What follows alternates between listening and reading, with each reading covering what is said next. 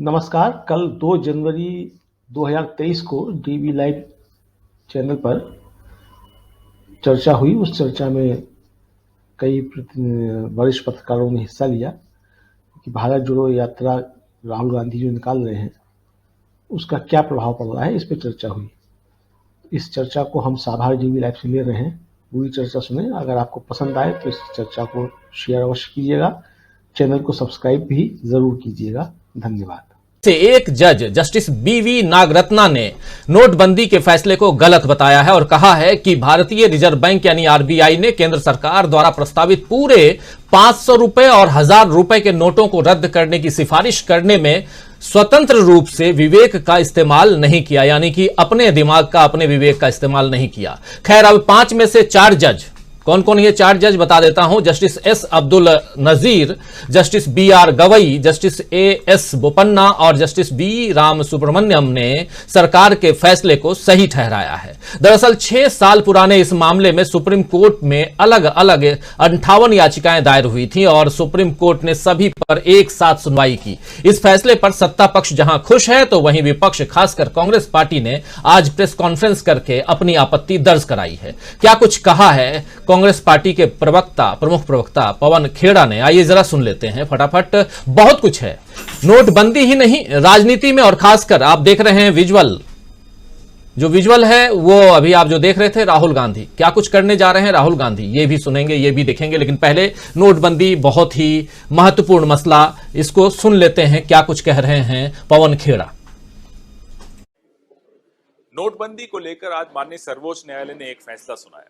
ये फैसला नोटबंदी की फैसले की प्रक्रिया पर है, परिणाम और प्रभाव पर नहीं है। यह बात हमें सबसे पहले स्पष्ट कर देनी चाहिए, क्योंकि भारतीय जनता पार्टी एक झूठ फैला रही है कि नोटबंदी के फैसले पर मोहर लग गई माननीय सर्वोच्च न्यायालय की। गलत है। न माननीय सर्वोच्च न्यायालय ने नोटबंदी के प्रभाव पर कोई टिप्पणी की, न परिणाम पर कोई टिप्पणी की। उन्होंने सिर्फ ये कहा कि जो आरबीआई एक्ट 1934 का है उसका सेक्शन 26(2) का पालन हुआ, बस, इससे आगे और कुछ नहीं। यहां तक कि एक न्यायाधीश ने तो यह भी कहा कि यह फैसला संसद की मंजूरी से होना चाहिए था। तो फैसले पर भी और फैसले की प्रक्रिया पर भी एक सवाल तो वहां से भी आया है। हमारे सवाल जस के तस हैं। नोटबंदी से हमारा असंगठित क्षेत्र तबाह हो गया, एमएसएमई बर्बाद हो गए, करोड़ों लोगों ने नौकरियां गंवाई, कई लोगों ने अपनी जानें तक गंवाई। आतंकवाद जस का तस, काला धन जस का तस, और जो करेंसी है हमारी इकोनॉमी में वो वैसी की वैसी है, कोई कम नहीं हुई। कैशलेस इकोनॉमी हुई नहीं है। तो कोई भी प्रभाव, किसी भी प्रभाव की कसौटी पर नोटबंदी खरी नहीं उतरती। हमारा विरोध बिल्कुल जैसा परसों था, कल था, आज भी है और कल भी रहेगा। हम चुनौती देते हैं मोदी जी को, उनके किसी भी कैबिनेट मिनिस्टर को कि आए इस पर चर्चा करें। और मोदी जी को तो एक और चुनौती है नए साल की कि सिर्फ नोटबंदी पर एक प्रेस वार्ता करके दिखा दें। हम मान जाएंगे कि आपका फैसला सही था। आप खुद बैठिए और लोगों के सवालों का जवाब दीजिए। नोटबंदी पर एक प्रेस कॉन्फ्रेंस तो बनती है मोदी जी नोटबंदी पर 2023 में। तो उधर नोटबंदी और उसमें हुई गड़बड़ी को लेकर कांग्रेस लगातार मोदी सरकार पर हमला करती आई है और इधर पिछले लगभग 4 महीने से सड़कों पर राहुल गांधी यानी रोड पर पैदल देश में नफरत के खिलाफ मोहब्बत का पैगाम दे रहे हैं। सुनिए राहुल गांधी का ये जो नफरत के खिलाफ मोहब्बत की जो वो दुकान खोलने वाले हैं, जरा एक बार रिकॉल कर लेते हैं, रिमाइंड कर लेते हैं, रिवाइंड कर लेते हैं और चर्चा को आगे बढ़ाते हैं। क्या कुछ कह रहे हैं राहुल गांधी।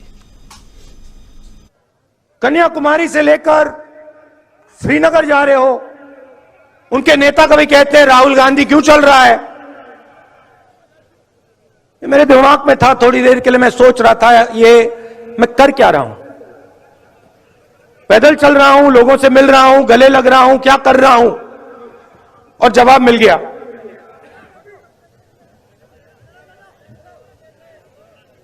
उनके जो कार्यकर्ता हैं जो मुझसे यूं करते हैं, क्या कर रहे हो, उनके लिए जवाब।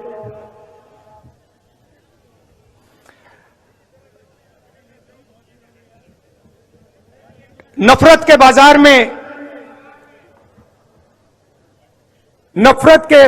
में मोहब्बत की दुकान खोल रहा हूं।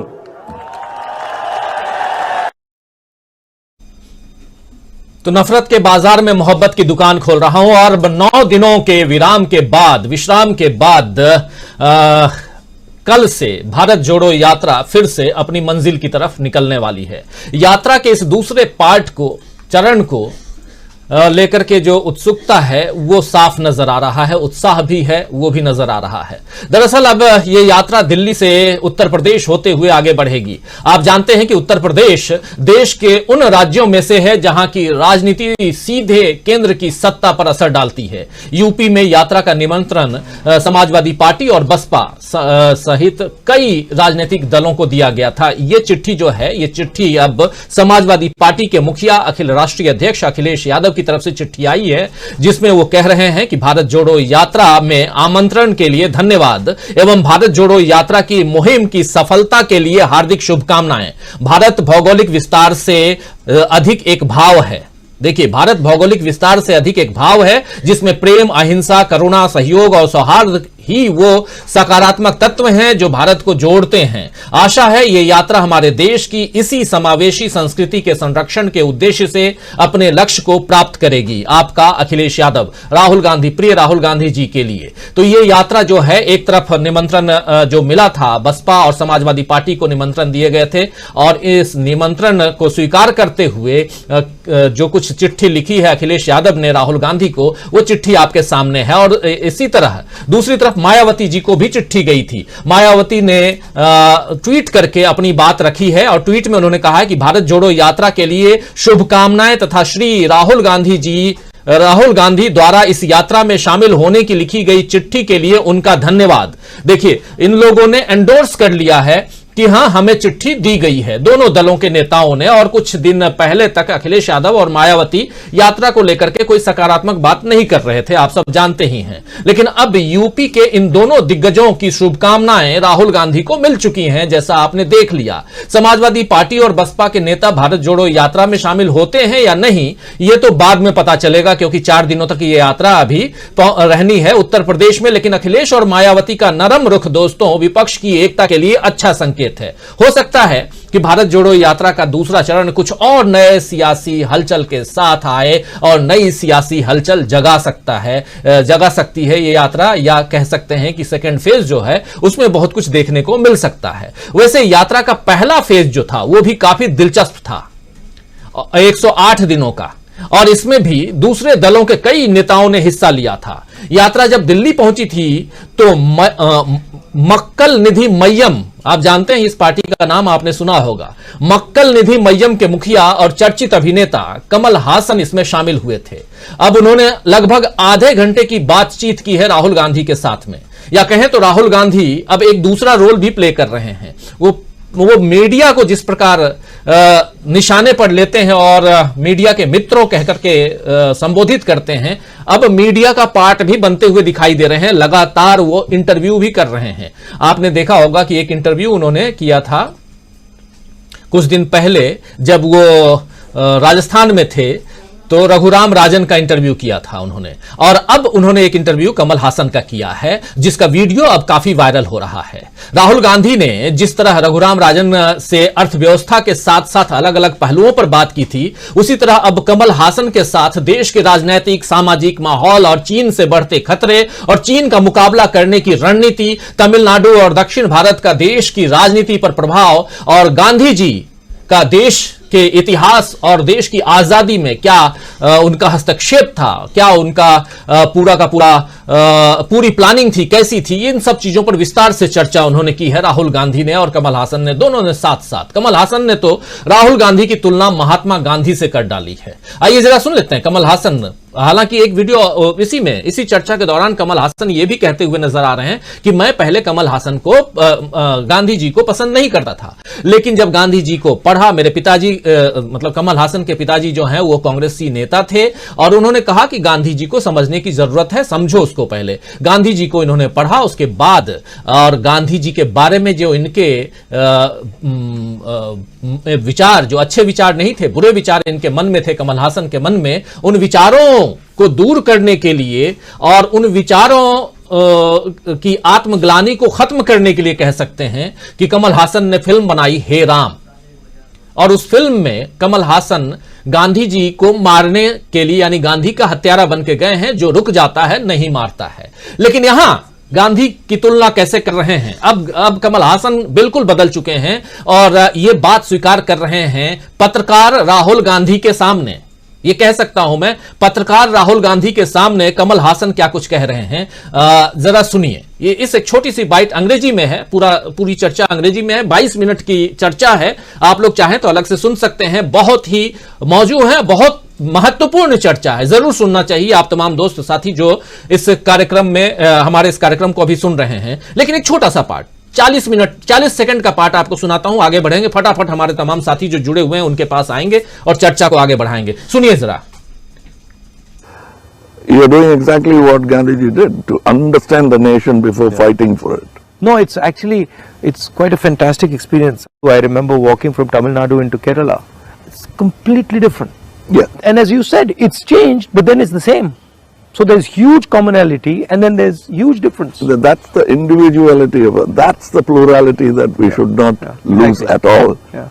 And I think a lot of what we traditionally have is also the artisan, the small and medium person, the little clusters who have huge skill, but they are sort of hidden away, hidden treasures.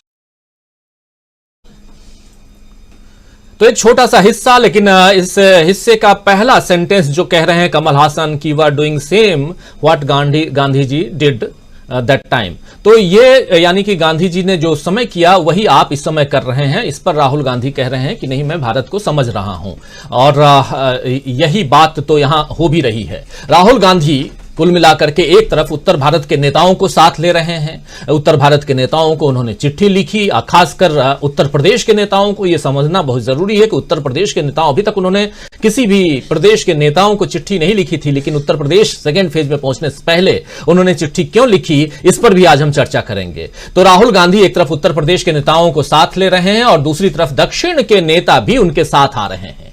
यह न केवल भारत जोड़ो यात्रा बल्कि राहुल गांधी की बढ़ती स्वीकार्यता को दिखलाता है। दोस्तों, अभी 2 दिन पहले यानी 31 दिसंबर को साल जब खत्म हो रहा था तो राहुल गांधी के पीएम पद की उम्मीदवारी पर भी बातें हो रही थी। यानी 2024 को लेकर सियासी दल और खासकर कांग्रेस पार्टी अभी से सचेत है और उसी अनुसार तैयारियां चल रही हैं। तो क्या देश बड़े बदलाव की तरफ जा रहा है?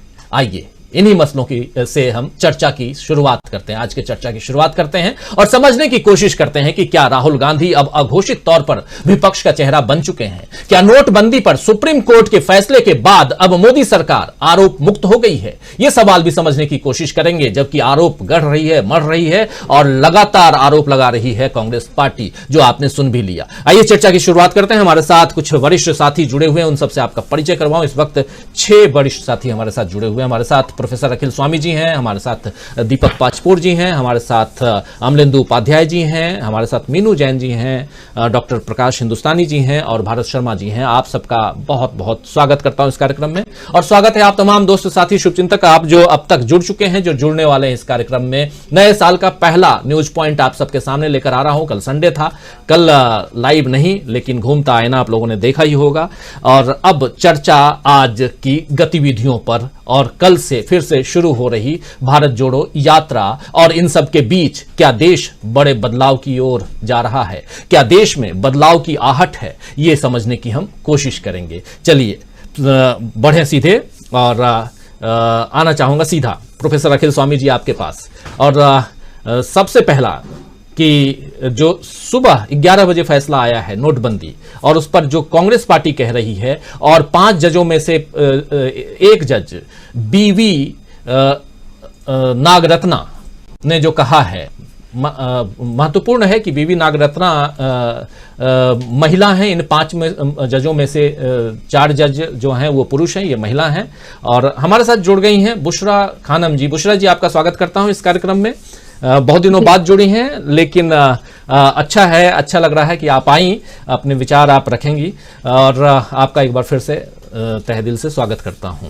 चर्चा हम कर रहे हैं कि सुबह सुबह नोटबंदी का फैसला आया है, 5 जजों की पीठ में से 4 जजों ने नोटबंदी को सही ठहराया है, लेकिन कांग्रेस पार्टी इससे इतर अपनी बात रख रही है। 58 याचिकाएं दायर हुई थी और दूसरी तरफ इन्हीं 5 में से 1 जज जो है वो कह रही हैं कि नहीं, ये फैसला सही नहीं है, वो अपना दलील दे रही हैं। और इस पर एक छोटी सी आपसे टिप्पणी चाहूंगा, चूंकि आप आर्थिक मसलों के जानकार भी हैं, इसलिए भी प्रोफेसर अखिल स्वामी जी, और उसके बाद सीधे उत्तर प्रदेश भी आना चाहूंगा आपके विचारों में ही। और उत्तर प्रदेश में इन दोनों नेताओं के जो धन्यवाद पत्र आए हैं, उस पर आपकी प्रतिक्रिया। देखिए राजीव जी, जो सुप्रीम कोर्ट ने कहा है वो शिरोधार्य है, क्योंकि सुप्रीम कोर्ट सुप्रीम है। जो उसका निर्णय है वो हम लोगों को मान्य है, सबको मान्य है। सुप्रीम कोर्ट ने प्रक्रिया को सही बताया है, नोटबंदी को सही नहीं बताया है। प्रक्रिया सही इसलिए है क्योंकि सरकार को और आरबीआई को अधिकार है वो इस प्रकार के निर्णय ले सके। वो दूसरी बात है कि फिस्कल पॉलिसी जो है वो सरकार का अधीन आती है और जो मॉनेटरी पॉलिसी है वो आरबीआई के तहत आती है। पहली बात तो ये। दूसरी बात यह है कि क्या राजा जो शासक है उसको विवेकपूर्ण होना चाहिए, इस पे सुप्रीम कोर्ट ने कोई निर्णय नहीं लिया है। अर्थशास्त्री के रूप में जो मेरी टिप्पणी है वो ये है, देखिए वास्तविकता में आरबीआई जो कोई भी सेंट्रल बैंक जब निर्णय लेता है तो ग्रोथ और इन्फ्लेशन के बीच में तारतम्य स्थापित करने के लिए वो लिक्विडिटी को देखता है और इंटरेस्ट रेट के माध्यम से लिक्विडिटी को कंट्रोल करता है। अगर वो ये चाहता है कि इन्फ्लेशन बहुत ज्यादा हो गया है, इन्फ्लेशन को कम करना है, तो वो मार्केट में लिक्विडिटी को कम कर देता है, जिससे ग्रोथ भी कम हो जाती है और इन्फ्लेशन भी कम हो जाता है। जिस समय नोटबंदी हुई उस समय इन्फ्लेशन 2-3% था।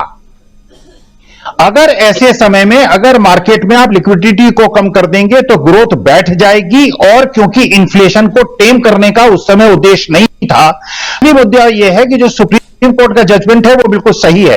लेकिन एक बात मैं और कहना चाहूंगा कि मेरे दिमाग में जो आज जस्टिस नागरत्ना ने जो निर्णय लिया है, महिला और जो अगली सुप्रीम कोर्ट की चीफ जस्टिस होने वाली हैं, उनके प्रति श्रद्धा का भाव मेरे दिमाग में, मुझे ऐसा लगता है देश की है, वो जीवित रहेगी और आगे उनके सुदृढ़ हाथ में जीवित रहेगी।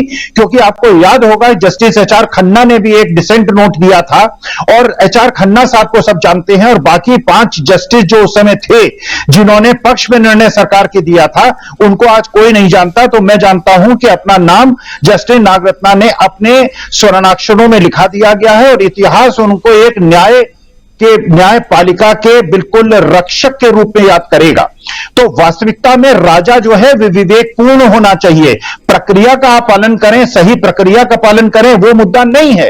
असली मुद्दा यह है कि जो जनहित के मुद्दे हैं, जो देश की गरीब जनता है और मध्यम वर्ग जनता है और देश का जो उद्योग है और देश का जो एमएसएमई है, अगर आपके विवेकहीन निर्णय जो कि प्रक्रिया का पालन करने के बाद अगर देश की अर्थव्यवस्था बैठ जाती है और जीडीपी लगातार गिरती जाती है और देश में बेरोजगारी बढ़ती जाती है, तो आपके विवेक पे प्रश्न, इस पे जस्टिस और जो न्याय प्रक्रिया है उसने कोई प्रकाश नहीं डाला है। तो एक मुद्दा है जो न्यायिक आपने प्रक्रिया का पालन किया, हां आपने प्रक्रिया का ठीक पालन किया, आपको अधिकार था, लेकिन आपका यह कर्तव्य था कि आप जनहित को देखते हुए, देश की अर्थव्यवस्था को देखते हुए, देश की गरीब जनता को देखते हुए और देश को हितों को देखते हुए जो अर्थशास्त्री थे उनका ध्यान आकर्षित करते, उनसे राय लेते। और आरबीआई को आपको कोई एक सुझाव देने की आवश्यकता नहीं थी, क्योंकि ये फिस्कल पॉलिसी का मुद्दा नहीं था, ये मॉनेटरी पॉलिसी का मुद्दा ये था।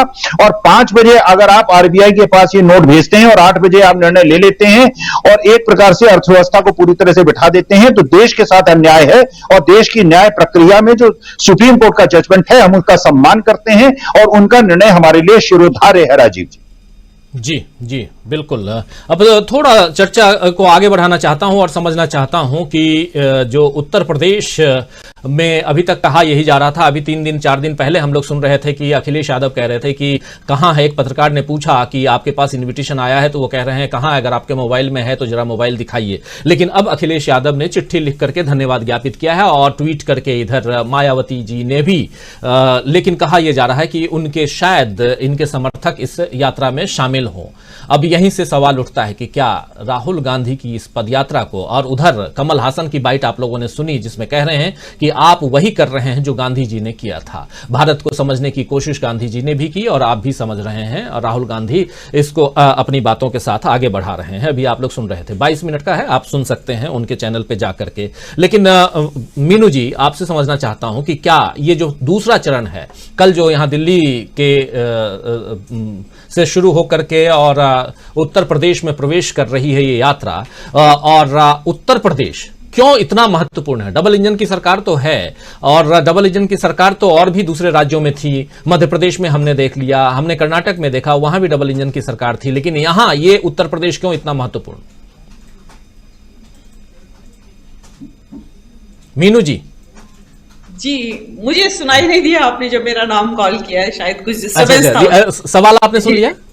हाँ, सुन लिया। जी जी जी जी, प्लीज। जी राजीव, देखिए, उत्तर प्रदेश में महत्वपूर्ण इसलिए हो जाती है कि कांग्रेस का वहां जनाधार लगभग खत्म हो चुका है उत्तर प्रदेश के अंदर।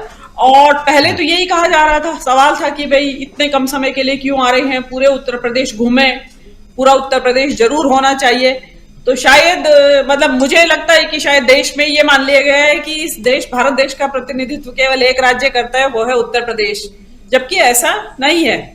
ठीक है, उत्तर प्रदेश से लोकसभा की सबसे ज्यादा सीटें आती हैं, विधानसभा में भी वहां सबसे ज्यादा सीटें हैं, तो उसका कारण यही है कि जनसंख्या की दृष्टि से सबसे बड़ा राज्य है वो, तो इस वजह से वहां आती हैं। और वहां जो कांग्रेस का जनाधार समाप्त प्राय हो गया है, वो एक निश्चित रूप से कांग्रेस के लिए चिंता का विषय है और होना चाहिए।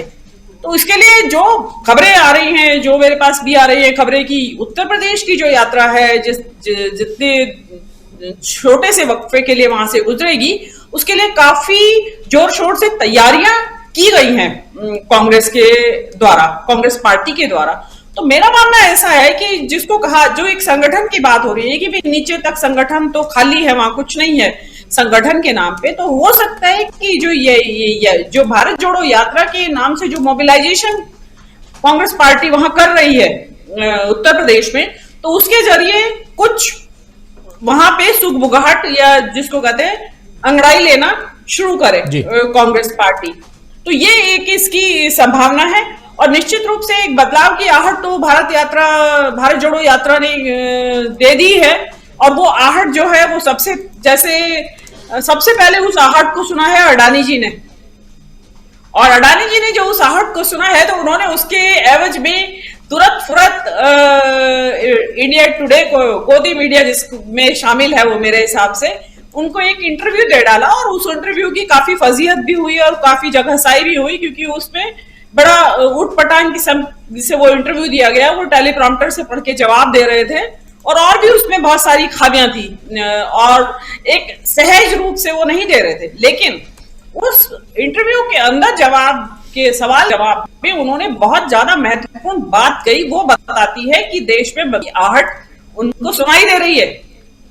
अडानी जी को उन्होंने ये कहा, मेरी जो मैं आज हूं उसमें राजीव गांधी का, नरसिम्हा राव का और डॉक्टर मनमोहन भी योगदान है। उन्होंने कहा कि अगर राजीव गांधी एग्जाम नहीं लाते तो मेरे बिजनेस की शुरुआत ही ना होती, पिकअप ही नहीं करता। मीनू जी, माफी चाहूंगा टोकना, इसमें आपको टोक रहा हूं क्या जी? अगर चूंकि जिक्र निकल गया है इनका,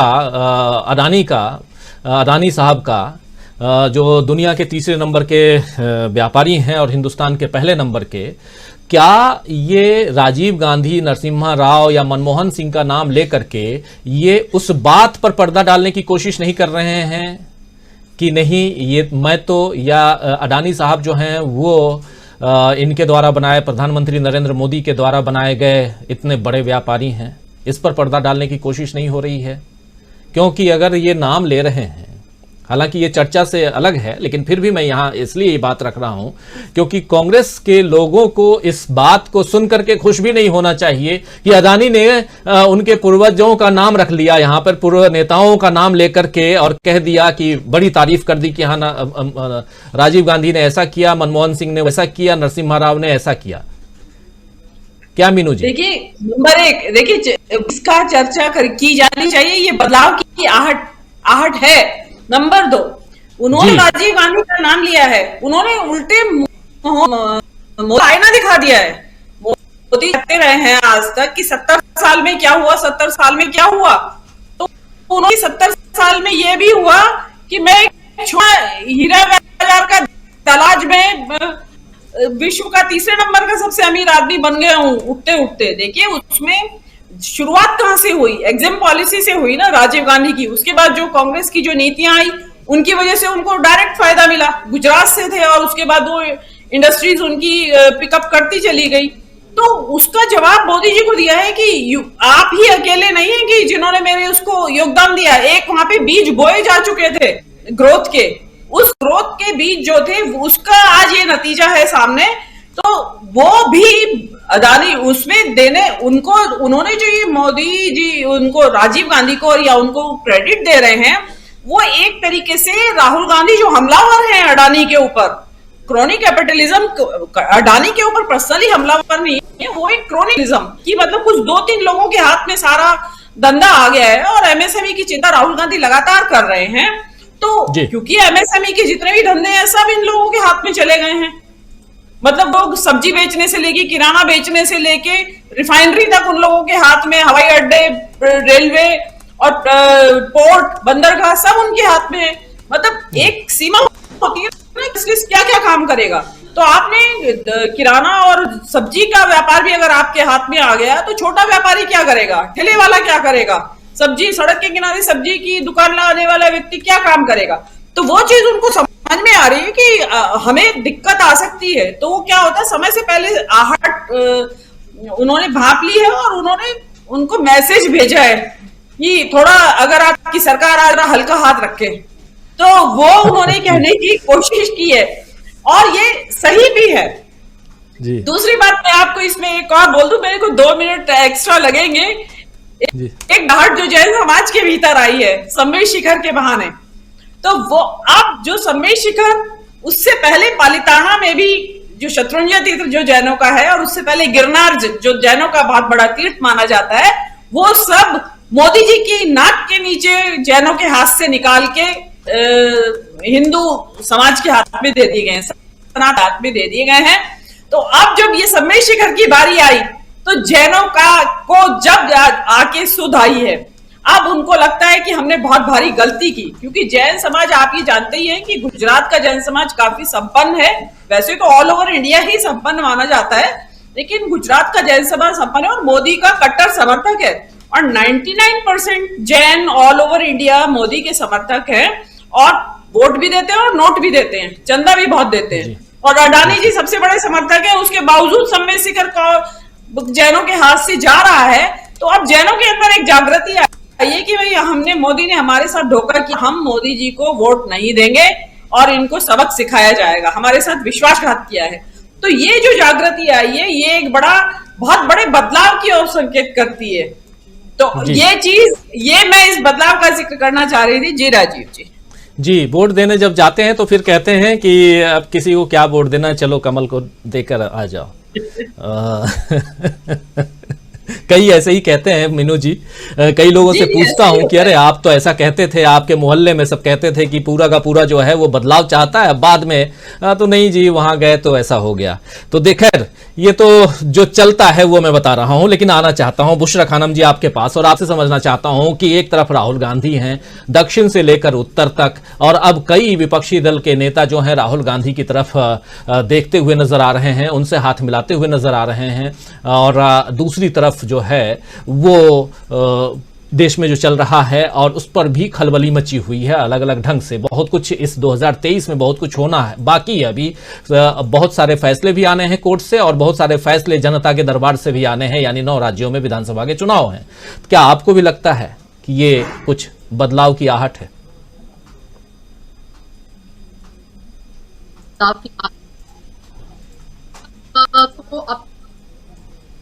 बुशरा जी की आवाज नहीं आ रही क्लियर। आपको आ पा रही है मेरी आवाज? जी अभी आ रही थी। हाँ। बुशरा जी डिस्कनेक्ट हो गई हैं। चलिए बुशरा जी जब तक जुड़ती हैं तब तक आना चाहता हूं भारत शर्मा जी।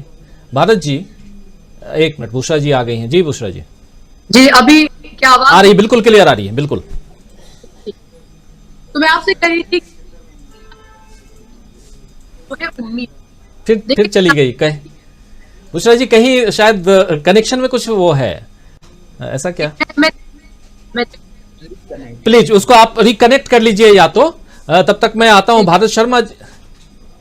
भारत शर्मा जी, जी भारत जी आ रही आवाज? जी भारत जी, इसी सवाल के साथ आपके पास आना चाहता हूं जब तक बुशरा जी की आवाज क्लियर आए। क्या आपको भी लगता है बदलाव की आहट, क्योंकि आप तो इस यात्रा में, पदयात्रा में आप यात्री के रूप में रहे हैं, राहुल गांधी के साथ साथ चले हैं जब ये यात्रा मध्य प्रदेश में थी और अभी आप भोपाल में बैठे हुए हैं। आपसे समझना चाहता हूं अब जबकि 108 दिन की यात्रा समाप्त हो चुकी है, राहुल गांधी टी शर्ट में कल से फिर से नजर आने वाले हैं, तब आप कहां देखते हैं और उत्तर प्रदेश में प्रवेश करने वाले हैं कल? बहुत सारी, देखिए इसमें बहुत सारी चीजें हैं। इससे अभी तक की जो यात्रा है इसमें बहुत कुछ निकल के आया है ना। जो ऑब्जर्वेशन जो आप देखें और जो ऑब्जर्वेशन मैंने देशबंधु में लिखे थे, जो मैंने कहा था कि एक आरएसएस के खिलाफ एक लंबी लड़ाई को लेकर जो एक पूरी गोलबंदी की जा रही है, आप देखेंगे कि अब जो राहुल गांधी जो बात कर रहे हैं या जिस तरीके की जो चीजें निकल के आ रही है इस यात्रा से, वो उसी तरीके का है। तो एक व्यापक ये जो यात्रा जहां जहां से गुजरी है और वहां पर जो लोग राहुल गांधी के साथ रहे, उनकी एक बड़ी नेटवर्किंग की तैयारी इस यात्रा में हो रही है। जी। दूसरा ये भी मैं आपको बता दूं कि हो सकता है इस यात्रा में मैं आगे फिर शामिल हूं, 3-4 दिन मैं फिर शामिल रहूंगा, ऐसी उम्मीद है। तो बहरहाल, तो अब बात है उत्तर प्रदेश की। देखिए इसमें एक और राहुल गांधी ने जो बात कही थी, इंटरव्यू करना पड़ेगा। बिछ गई सियासी विसात, खेला जा रहा है सियासी खेल, जारी है वार पलटवार, शह और मात के खेल में बनाई जा रही है रणनीति। कौन पड़ेगा किस पर भारी, ये कभी भी सिर्फ हस्तक्षेप.com पर अमलेंदु उपाध्याय के साथ, है ना? नहीं ऐसा नहीं है सर। भारत जी आपके पास आता हूं, आपको माफी चाहूंगा, रोकता हूं आपको, क्योंकि बुशरा जी को जाना है, मैं जानता हूं। हमारे दोनों महिला साथी जो हैं, बुशरा जी और मीनू जी, दोनों को जल्दी जाना है आज, इसलिए इन दोनों के पास पहले आना चाहता था मैं। बुशरा जी की आवाज अब क्लियर आ रही है, जरा बुशरा जी आप प्लीज अपनी बात आगे बढ़ाइए। माफी चाहूंगी फिर नहीं आ रही है, जैसे पहला शब्द आता है उसके बाद फिर वो कट जा रहा है, पता नहीं क्यों, क्या दिक्कत हो रही है। अगर ईयरफोन हो तो मैं कोशिश नहीं उषा जी प्लीज, आपको सुनना जरूरी है, बहुत दिनों बाद आप जुड़ी हैं और मैं चाहता हूं कि आप अब तक जो कुछ चल रहा है, खासकर भारत जोड़ो यात्रा में और देश की अलग अलग गतिविधियों में, उसको आपके नजरिए से समझना जरूरी। लेकिन एक बार फिर से आना चाहता हूं भारत जी। हाँ, तो मैं असल में यही कह रहा था कि राहुल गांधी का जो एक स्टेटमेंट आया कि मोदी को, नरेंद्र मोदी को चुनौती देना कोई बहुत बड़ा काम नहीं है, बशर्ते विपक्ष एकजुट हो। तो ये वही कोशिश है। देखिए, अलग अलग जो विचारधारा के जो लोग हैं उत्तर प्रदेश में, निश्चित तौर पर बहुजन समाज पार्टी, समाजवादी पार्टी है, बहुत बड़ी ताकत है। और राहुल गांधी अगर उनको अब उन्होंने अगर बुलाया है और कॉल किया है, इसका मतलब है ये एक तरीके की गोलबंदी। मैंने आपसे कहा जैसे वो तमाम मुद्दों पर काम करने वाले लोगों की गोलबंदी करने की कोशिश कर रहे हैं, उसी तरीके की गोलबंदी या तमाम सारी जो पॉलिटिकल पार्टीज हैं, विपक्षी पार्टियां, उनको लेकर भी हो रही है। इस तरह की कोशिश अभी तक हम लोग नीतीश कुमार की देखते रहे या ममता भी देखते रहे। कांग्रेस ने कभी बाकी विपक्ष की गोलबंदी की कोशिश नहीं की है। लेकिन अब अगला इलेक्शन जो 7 राज्यों में इस साल होने वाला है, ये महत्वपूर्ण, इसमें कई राज्य बड़े महत्वपूर्ण है। उसमें कितने बीजेपी निकाल पाती है, क्या होता है, अगर बीजेपी कुछ स्टेट हारती है तो एक माहौल बनेगा। और इस समय बहुत जरूरी है कि जितनी भी विपक्षी ताकतें हैं, हालांकि अखिलेश यादव और राहुल गांधी एक साथ चुनाव लड़ चुके हैं, मायावती भी के साथ भी कांग्रेस के टाई अप रहे हैं, लेकिन अब जो चीजें भी हैं और ये एक बदलाव का एक जो माहौल जो बन रहा है, उसमें अगर ये कांग्रेस इसमें सफल हो जाती है और विपक्षी दलों को अपने साथ लेकर आती व्यक्ति है जिनकी जो बीजेपी और आरएसएस के साथ लड़ाई लड़ रहे हैं निचले स्तर पर, या जिनकी अपनी स्टेट के अंदर एक बड़ी पॉलिटिकल फोर्स है, अगर वो साथ में आते हैं तो निश्चित तौर पर आप देखेंगे कि एक बड़े तरीके का आपको आने वाले कुछ समय बाद, इस यात्रा को खत्म करने के बाद, वो संकेत आपको समझ में आएगा। मैं एक चीज और जोड़ना चाहता हूं कि बहुत सारे इस यात्रा को लेकर बहुत सारे लोग ये सवाल खड़े कर रहे हैं कि पहले बोलते थे गुजरात क्यों नहीं गई, अब कह रहे हैं उत्तर प्रदेश में ज्यादा क्यों नहीं जा रहे हैं। असल में ये यात्रा का एक रूट है। कश्मीर से आप कन्याकुमारी से लेकर जब कश्मीर जाते हैं तो उसका एक रूट है, और उस रूट में जो स्टेट और जो इलाके पड़ते चले जाएंगे, आप वो उस तरीके से चलेंगे, उसमें आप उस यात्रा को तोड़कर कहीं अलग तरीके का नहीं लेके जाएंगे। आप चंद्रशेखर ने जब यात्रा निकाली थी, उनकी यात्रा भी इतनी ही लंबी थी, और उनके बाद ये दूसरी यात्रा है चंद्रशेखर के बाद, उसका रूट भी यही था ऑलमोस्ट। तो इसलिए अगर उत्तर प्रदेश का उतना ही हिस्सा आ रहा है तो वो फिर उतना ही हिस्सा आएगा। अब आप उनसे कहें कि साहब उत्तराखंड क्यों नहीं जा रहे हैं या हिमाचल प्रदेश, तो वो उस रूट में नहीं है, तो इसलिए कोई उसके ऊपर कोई इब्बत करने की, ये असल में बीजेपी कंफ्यूज करने के लिए लोगों को इस तरीके के सवाल करती है, लेकिन असल में ये रूट है और ये रूट उसी हिसाब से चलेगा जैसे चल रहा है। जी राजीव जी। जी, हिमाचल प्रदेश हालांकि एक दिन के लिए हिमाचल प्रदेश में एंट्री है, जा रही है यात्रा हिमाचल प्रदेश, और उसके बाद सीधे फिर जम्मू कश्मीर में प्रवेश वहां से। लेकिन एक बार फिर से बुशरा जी। जी, अभी आवाज मेरी आ पा रही है आप? बिल्कुल आ रही है। जी जी जी। तो मैं जाहिर सी बात है आपका उसी सवाल का मैं जवाब देना चाहूंगी कि इस यात्रा ने नाउमीदी के एक दौर में जो है वो उम्मीद भरी किरण जो है उसको जरूर जगाया है, उम्मीद पैदा की है। देखिए, नफरतों के इस दौर में मोहब्बत की बात कोई कर रहा है, जोड़ने की बात कर रहा है, और ऐसे वक्त में जब इतना चैलेंजिंग वक्त है जहां पर आप ये देखें कि एक तरफ पूरा मीडिया है और हर तरह की पावर का जो है इस्तेमाल किया जा रहा है, वहां पर एक शख्स जो है उसने जिम्मेदारी ली है भारत को जोड़ने की, उस भारत की बात करने की जिस भारत को लेकर हजारों कुर्बानियां जो हैं वो दी गई, जिस भारत को बनाने में हजारों कुर्बानियां दी के लिए हम पूरी दुनिया में जाने जाते हैं। बहुत चैलेंजिंग है। देखिए, ये भी कह पाना राजीव जी बहुत मुश्किल है कि क्या इसके पॉलिटिकल नताइज वैसे होंगे जिस तरह से सड़कों पे हमें वो भीड़ नजर आ रही है, क्योंकि भीड़ को कभी भी हम वोट से कंपेयर नहीं कर सकते हैं। तो क्या होता, तो प्रियंका गांधी जब उत्तर प्रदेश जाती थी तो वहां पर हजारों लाखों की भीड़ जो है उनकी रैली में होती थी, लेकिन वहां पर क्या हश्र हुआ कांग्रेस का वो सबको पता है। लेकिन देखिए, ये जरूर है कि राहुल की आधी आस्तीन की टी शर्ट या उनका सर्दी न लगना बहुत सारे लोगों में गर्मी जरूर पैदा कर रहा है, और जो वो एक शेर से जो कंपैरिजन जो है वो किया जाता था, अब कहीं ना कहीं कांग्रेसी भी उस तरह से राहुल गांधी की चाहे वॉक हो, उनका चाहे वो टी शर्ट पहनना हो, तो उन्हें कहीं ना कहीं से आप ये देखिए कि उम्मीद जरूर मिली है। और एक तरह से इस पूरी यात्रा ने जो कैडर है कांग्रेस का, उसमें एक नई जान फूंकी है।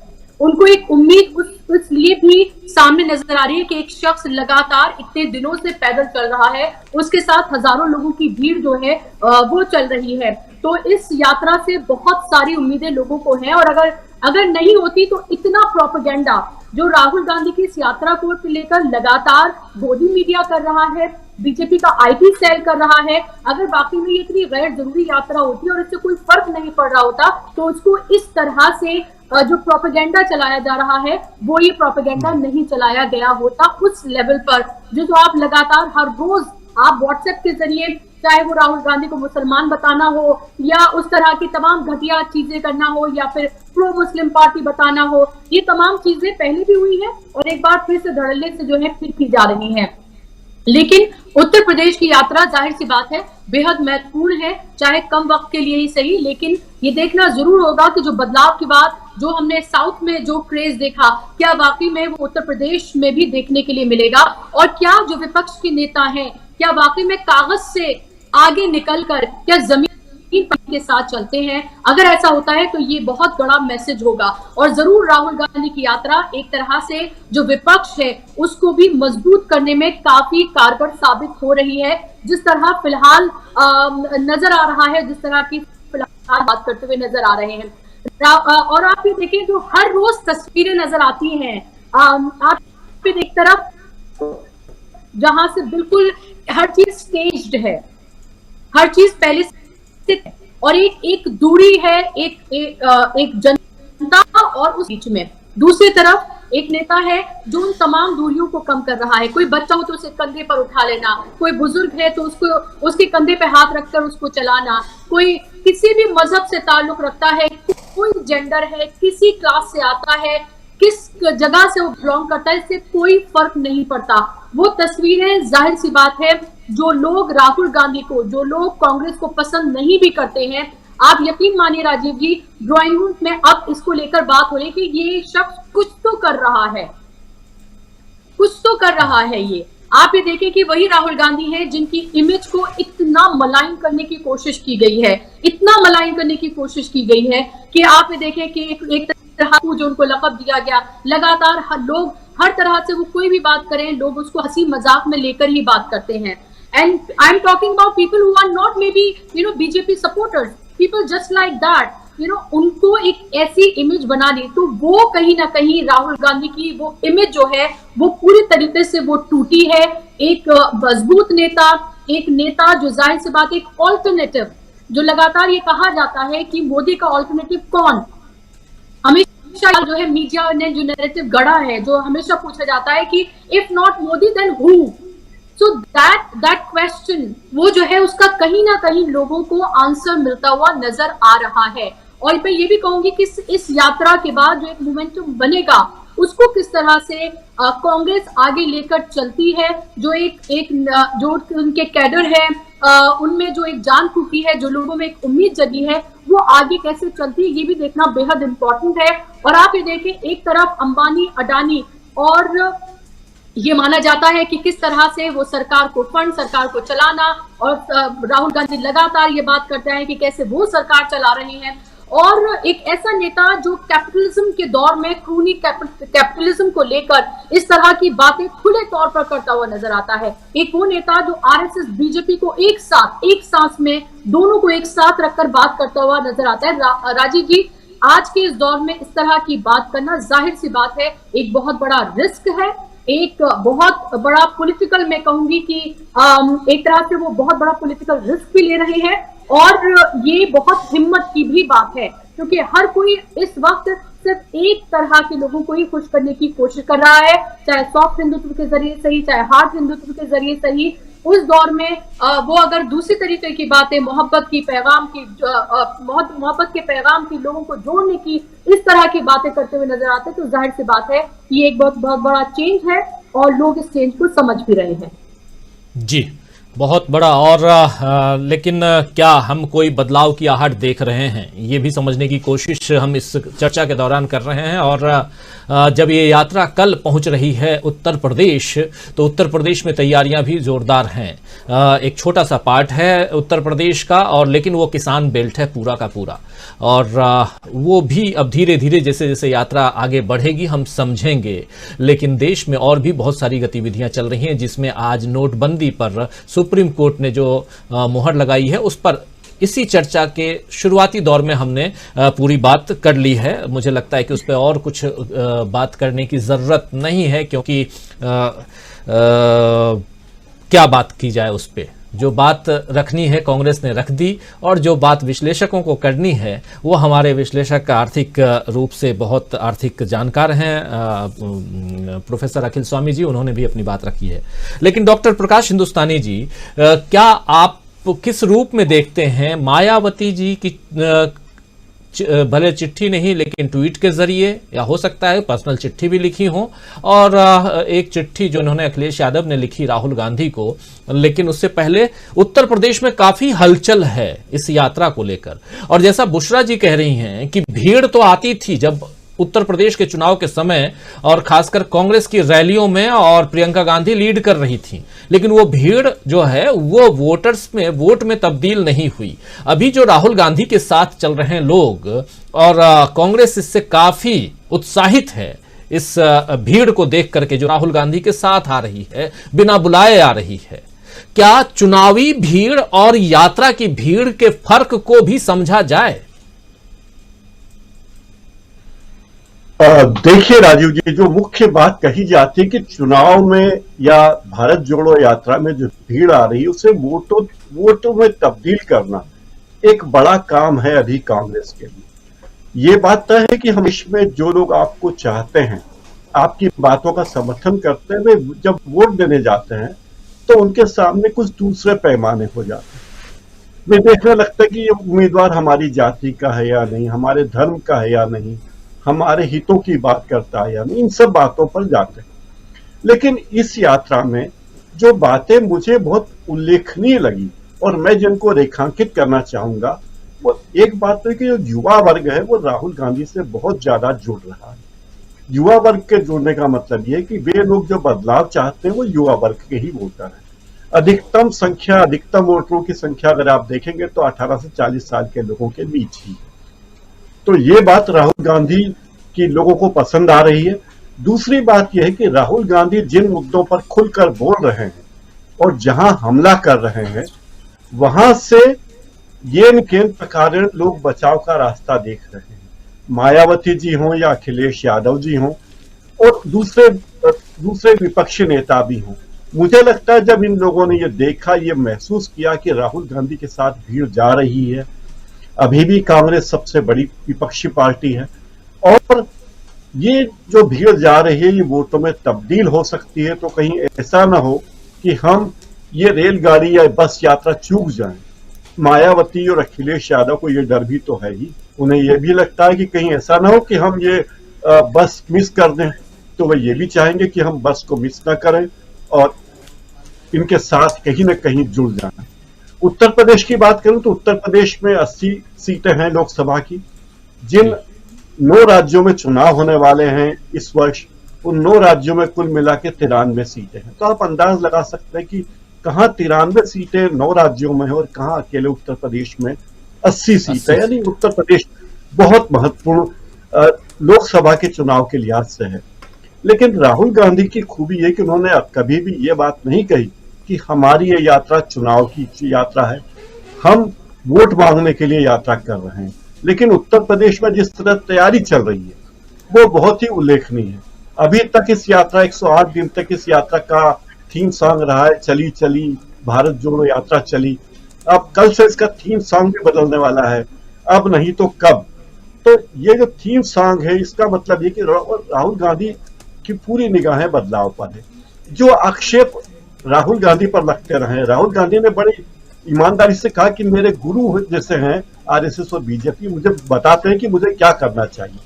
और जो आरोप लगते रहे, आप देखिए इतने दिनों तक यात्रा रुकी रही, लेकिन ऐसा नहीं कि राहुल गांधी चुपचाप बैठे रहे। हर दिन वो सक्रिय रहे। कहीं कमल हसन से उनकी बातचीत आई, कहीं प्रेस कॉन्फ्रेंस आई, कहीं उन्होंने श्रद्धांजलियां अर्पित की। तो लगातार वो सक्रिय रहे। ये भ्रम टूटा और जब वो कमल हसन से बातचीत कर रहे थे तब भी वो टी शर्ट पहने थे और कमल हसन सूट पहने हुए थे और हाथ बांधे हुए थे ठंड में कुड़कुड़ाते हुए। तो ये बातें जो बताती हैं, जो बॉडी लैंग्वेज बताती है राहुल गांधी की कि मैं युवा हूं, मैं शारीरिक रूप से सक्षम हूं, मेरे खिलाफ बहुत दुष्प्रचार किया गया लेकिन मैं उससे डरता नहीं हूं और मैं लगातार सीख रहा हूं। और सबसे बड़ी बात, इस देश के लोग हमारे साथ हैं और इस देश के लोग नफरत को पसंद नहीं करते, मोहब्बत को पसंद करते हैं। इस देश लोग कैपिटलिज्म को पसंद नहीं करते। ये देश अभी बहुत आर्थिक खतरे में है। जब बेरोजगारी अपने चरम पर है, 5 साल के चरम पर बेरोजगारी है, महंगाई 35 साल के रिकॉर्ड में है, डॉलर ऐतिहासिक तौर पे सबसे महंगा है। ये सारी बातें राहुल गांधी रह रह के बताते रहे। उन्होंने बार बार ये बात भी कही है कि रुपया अगर सस्ता महंगा है तो हमारा निर्यात कम क्यों हो रहा है। तो सबसे बड़ी चिंता की बात है, जब रुपया सस्ता होता है तो आमतौर पर निर्यात बढ़ता है, क्योंकि डॉलर महंगा होता है। लोगों को लगता है कि जो चीज $10 की आती थी वो $8 की आने लगी, तो हमारा निर्यात फिर भी 19% घटा। तो आखिर ये पैसा जा कहाँ रहा है? ये डॉलर महंगा हुआ तो ये पैसा हमारा निर्यात क्यों नहीं बढ़ा? और सबसे गंभीर बात जो राहुल गांधी और कांग्रेस बार बार कह रही है वो अनऑर्गेनाइज सेक्टर की दुरा पे कह रही है। मैं इंदौर जैसे छोटे शहर में हूं, यहाँ कपड़े की 9 मिलें हुआ करती थी एक जमाने में, सूती मिलों का एक प्रमुख केंद्र था, एकाएक मिलें बंद होने लगी और 1-1.5 लाख मजदूर बेरोजगार हो गए। उनके लिए सरकार के पास रोजगार की कोई व्यवस्था नहीं थी, उनको पीएफ नहीं दिया, ग्रेच्युटी नहीं दी, लेकिन उन लोगों ने, किसी ने किराने की दुकान खोली, कोई ठेले पे सब्जी बेचने लगा, कोई चाय बेचने लगा, और इस तरह हर सेक्टर के लोगों ने किसी न किसी तरह अपने परिवार का गुजारा किया। इस ऑर्गेनाइज सेक्टर से हमारी इकोनॉमी में 90% से ज्यादा कंट्रीब्यूट करता है। तो इस ऑर्गेनाइज सेक्टर की उपेक्षा पर राहुल गांधी और कांग्रेस पार्टी लगातार बोलती आ रही है। अब सारी चीजें, ये बात सही कही अडानी ने कि राजीव गांधी के जमाने से हुई थी, पॉलिसी में चेंज करने के बाद नीतियों में खुलेपन की बात, लेकिन ये किसी सरकार की, कांग्रेस सरकार की कभी ये नीति नहीं रही कि कुछ ही लोगों के हाथ में सारी ताकत दे दी जाए। और ये आर्थिक ताकत कैसे दी, किस तरह दादागिरी करके मुंबई एयरपोर्ट अडानी को सौंपा गया, किस तरह लगातार एक के बाद एक पोर्ट मुंबई अडानी को सौंपे गए, कैसे ऑस्ट्रेलिया में 6,000 करोड़ रुपए का लोन देने के लिए एसबीआई की डायरेक्टर को कहा गया। और जो लोग अब तक हमारे माननीय प्रधानमंत्री के प्रिय पात्र थे, चंदा कोचर, वेणुगोपाल धूत, ऐसे सारे लोगों को, अनिल अंबानी, इन सब लोगों को आज देखिए कि वो कहाँ है।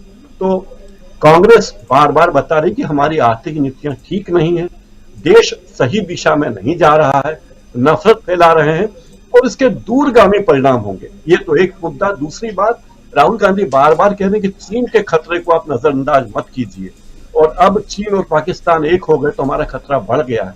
चीन चारों तरफ से भारत को घेरने के लिए कोशिश कर रहा है, नेपाल, श्रीलंका, अफगानिस्तान, पाकिस्तान, बांग्लादेश, सब तरफ से वो किसी न किसी तरह घेरने की कोशिश कर रहा है। तो इन सब बातों की ओर राहुल गांधी ध्यान दिला रहे हैं, मतलब वो बताते हैं कि हमारे पास सीधी नीतियां हैं, हमारे पास वैकल्पिक नीतियां हैं और हम इस देश को बहुत अच्छा चला सकते हैं। और मुझे लगता है आगे पीछे विपक्ष की दूसरी पार्टियां भी राहुल गांधी के साथ आएंगी, कांग्रेस के साथ आएंगे और कांग्रेस को एक नेतृत्व के लिए मौका मिलेगा। लेकिन जहां तक वोटों में तब्दील करने की बात है, भीड़ को वोटों में तब्दील करने के लिए बहुत सारी चीजें चाहिए, वो करना भी बाकी है। उस पर अगले बार में जवाब बिल्कुल बिल्कुल उस पर बात करेंगे, लेकिन एक महत्वपूर्ण बात आप यहाँ रख रहे थे, जरा मैं दोनों हमारी साथी मीनू जी और बुशरा जी के पास फटाफट आकर के, क्योंकि इन दोनों को जाना है। राहुल गांधी टी शर्ट में चल रहे हैं, बहुत सवाल हो रहे हैं, बहुत लोग अलग अलग ढंग से पूछ रहे हैं। हालांकि एक वायरल उनके टी शर्ट को लेकर के भी एक वीडियो वायरल किया गया जिसमें कहा गया कि राहुल गांधी कह रहे हैं कि यात्रा ही रोक देंगे जब सर्दी लगेगी तो। हालांकि वो गलत बात थी और बात ये थी कि उन्होंने कहा जब तक टी शर्ट चल रही है चलेगी उसके बाद रोक देंगे। जरा मीनू जी आपसे समझना चाहता हूं कि जो बात कह रहे थे अभी प्रकाश हिंदुस्तानी जी कि युवा राहुल गांधी युवाओं को आकर्षित कर रहे हैं, युवा उनकी तरफ आकर्षित हो रहे हैं, बच्चे भी आकर्षित हो रहे हैं। देखिए बच्चे जब आते हैं चॉकलेट बिस्किट ये सब वो रखे रहते हैं, मांगते हैं, देते हैं, खिलाते हैं, उसमें भी कभी अटखेलियां करते हैं राहुल गांधी। तो ये जो आकर्षण है राहुल गांधी का, और उसमें अब टी शर्ट, अभी सुनने में यह भी आ रहा है कि टी शर्ट की बिक्री इस ठंड में बढ़ गई है। आप लोग आश्चर्यचकित होंगे, मैं जरा पता कर रहा था कि टी शर्ट की बिक्री का क्या चल रहा है। मैंने कुछ लोगों से बातचीत की, पता चला कि सचमुच टी शर्ट की बिक्री इस ठंड में बढ़ गई है। गर्मी में क्या होगी आप समझ सकते हैं। क्या टी शर्ट ने युवाओं को आकर्षित करना शुरू कर दिया है। राहुल गांधी का जो टी शर्ट वाला जो ये लिबास है, जो अंदाज है उस पर, और युवा जो आ रहे हैं, क्योंकि चुनाव में लोग आते हैं। बुशरा जी ने बहुत सही बात कही थी कि उस समय उत्तर प्रदेश में लोग आते थे, भीड़ आई, लेकिन भीड़ वोट में तब्दील नहीं हुई। लेकिन ये स्वतः स्फूर्त है, ये लाए नहीं जा रहे हैं, ये आ रहे हैं, मिल रहे हैं, मिलना चाहते हैं राहुल गांधी से। खुद लगभग आधे, इसी पैनल में आधे लोग जो हैं, मीनू जी आप खुद मिल के आ चुकी हैं यात्रा में, और राहुल गांधी से आप बातें करके आ चुकी हैं। हमारे प्रकाश हिंदुस्तानी जी हैं, हमारे भारत शर्मा जी हैं, शायद दिल्ली में जब यात्रा होगी तो बुशरा जी भी गई होंगी, हमारे प्रोफेसर अखिल स्वामी जी हैं, मैं खुद गया केरल और उसके बाद हरियाणा और दिल्ली। तो ये सब हम लोग देख चुके हैं कि क्या कुछ और कैसे लोग आ रहे हैं, कैसे भीड़ रहती है। समझना चाहता हूं आपसे, बात लंबी हो गई लेकिन समझना ये चाहता हूं कि क्या युवाओं का जो आकर्षण है, ये आकर्षण लंबे वक्त तक कामयाब या कामयाब वर्ड ठीक नहीं होगा, कायम रह सकता है? राजीव जी, हाँ जी राजीव जी, देखिए आप मतलब मैं ये नहीं कह सकती कि केवल टी शर्ट से आकर्षित हो रहे हैं कि सर्दी में राहुल गांधी ने टी शर्ट पहनी है इसलिए आकर्षित हो रहे हैं। वो तो एक एडिशन बाद में हुआ है। युवा उस बात से आकर्षित हो रहे हैं कि वो पैदल चले आ रहे हैं, नॉन स्टॉप चले आ रहे हैं और 20-25 किलोमीटर एवरीडे चल रहे हैं। उसके बावजूद भी थकते नहीं है, लोगों से बात भी कर रहे हैं, मिल भी रहे हैं, उनको कोई गुस्सा भी नहीं आ रहा है, प्रेम का भाव, मोहब्बत का भाव उसी तरह उनका छलछलाता दिखाई देता है। तो टी शर्ट ने जिसको सोने में सुहागा कर दिया कि एक तो चलता चला आ रहा है और ऊपर से यहाँ पे इतनी सर्दी में वो कोई गर्म कपड़ा भी नहीं पहन रहा है उसके ऊपर, तो वो उनको लगा जिसको कहते हैं ना एक माचो इमेज, जो आज की भाषा में यूथ के बीच में जो एक वर्ड पॉपुलर है कि उनको लगा कि यार ये माचो इमेज वाला आदमी है, कि स्टेमिना भी बहुत है, जैसे अपने सलमान खान और ये मतलब अगर मैं और थोड़ा सा इसमें एडिशन करना चाहूं तो 6 पैक एब्स वाली बात लोगों को लगा कि ये तो भाई वो वाला नेता है, युवाओं को लग रहा है।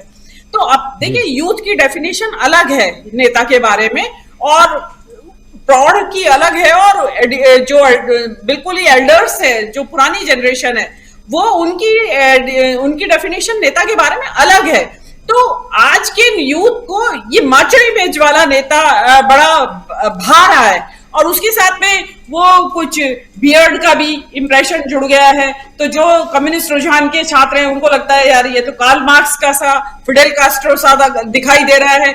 तो हर एक कोई अपनी अपनी छवियां ढूंढ रहा है उनमें, जिसके दिमाग में नेता की जो छवि है तो वो छवि उन सबको नजर आ रही है। ऑल इन वन हो गए हैं राहुल गांधी। तो ये एक बड़ा अच्छा हेल्दी डेवलपमेंट है कि लोगों को न केवल नेता के चलने में, जैसे एक आदम है चल रहे हैं, खाली चल नहीं रहे हैं राहुल गांधी, चलने के साथ साथ बहुत सारे मैसेजेस दे रहे हैं लोगों से, हर सोसाइटी के हर एक सेक्शन से बात कर रहे हैं। तो वो बहुत सारी चीजें मतलब ऑल एनकम्पासिंग सब कुछ समेट रहे हैं एक साथ। तो वो एक बहुत, और इसीलिए शायद जो मतलब इसको छोड़ दीजिए कि कौन सी पीढ़ी के लोग आकर्षित हो रहे हैं, सभी पीढ़ियों के, सभी लिंग के, सभी धर्मों के, सभी लोग, और इवन पार्टीज के भी। मैंने तो भाजपा के नेताओं तक को सुना है और मेरे पास तो भाजपा के जो रिश्तेदार हैं वो भी बड़े प्रभावित है इस बात से कि वास्तव में कमाल कर दिया।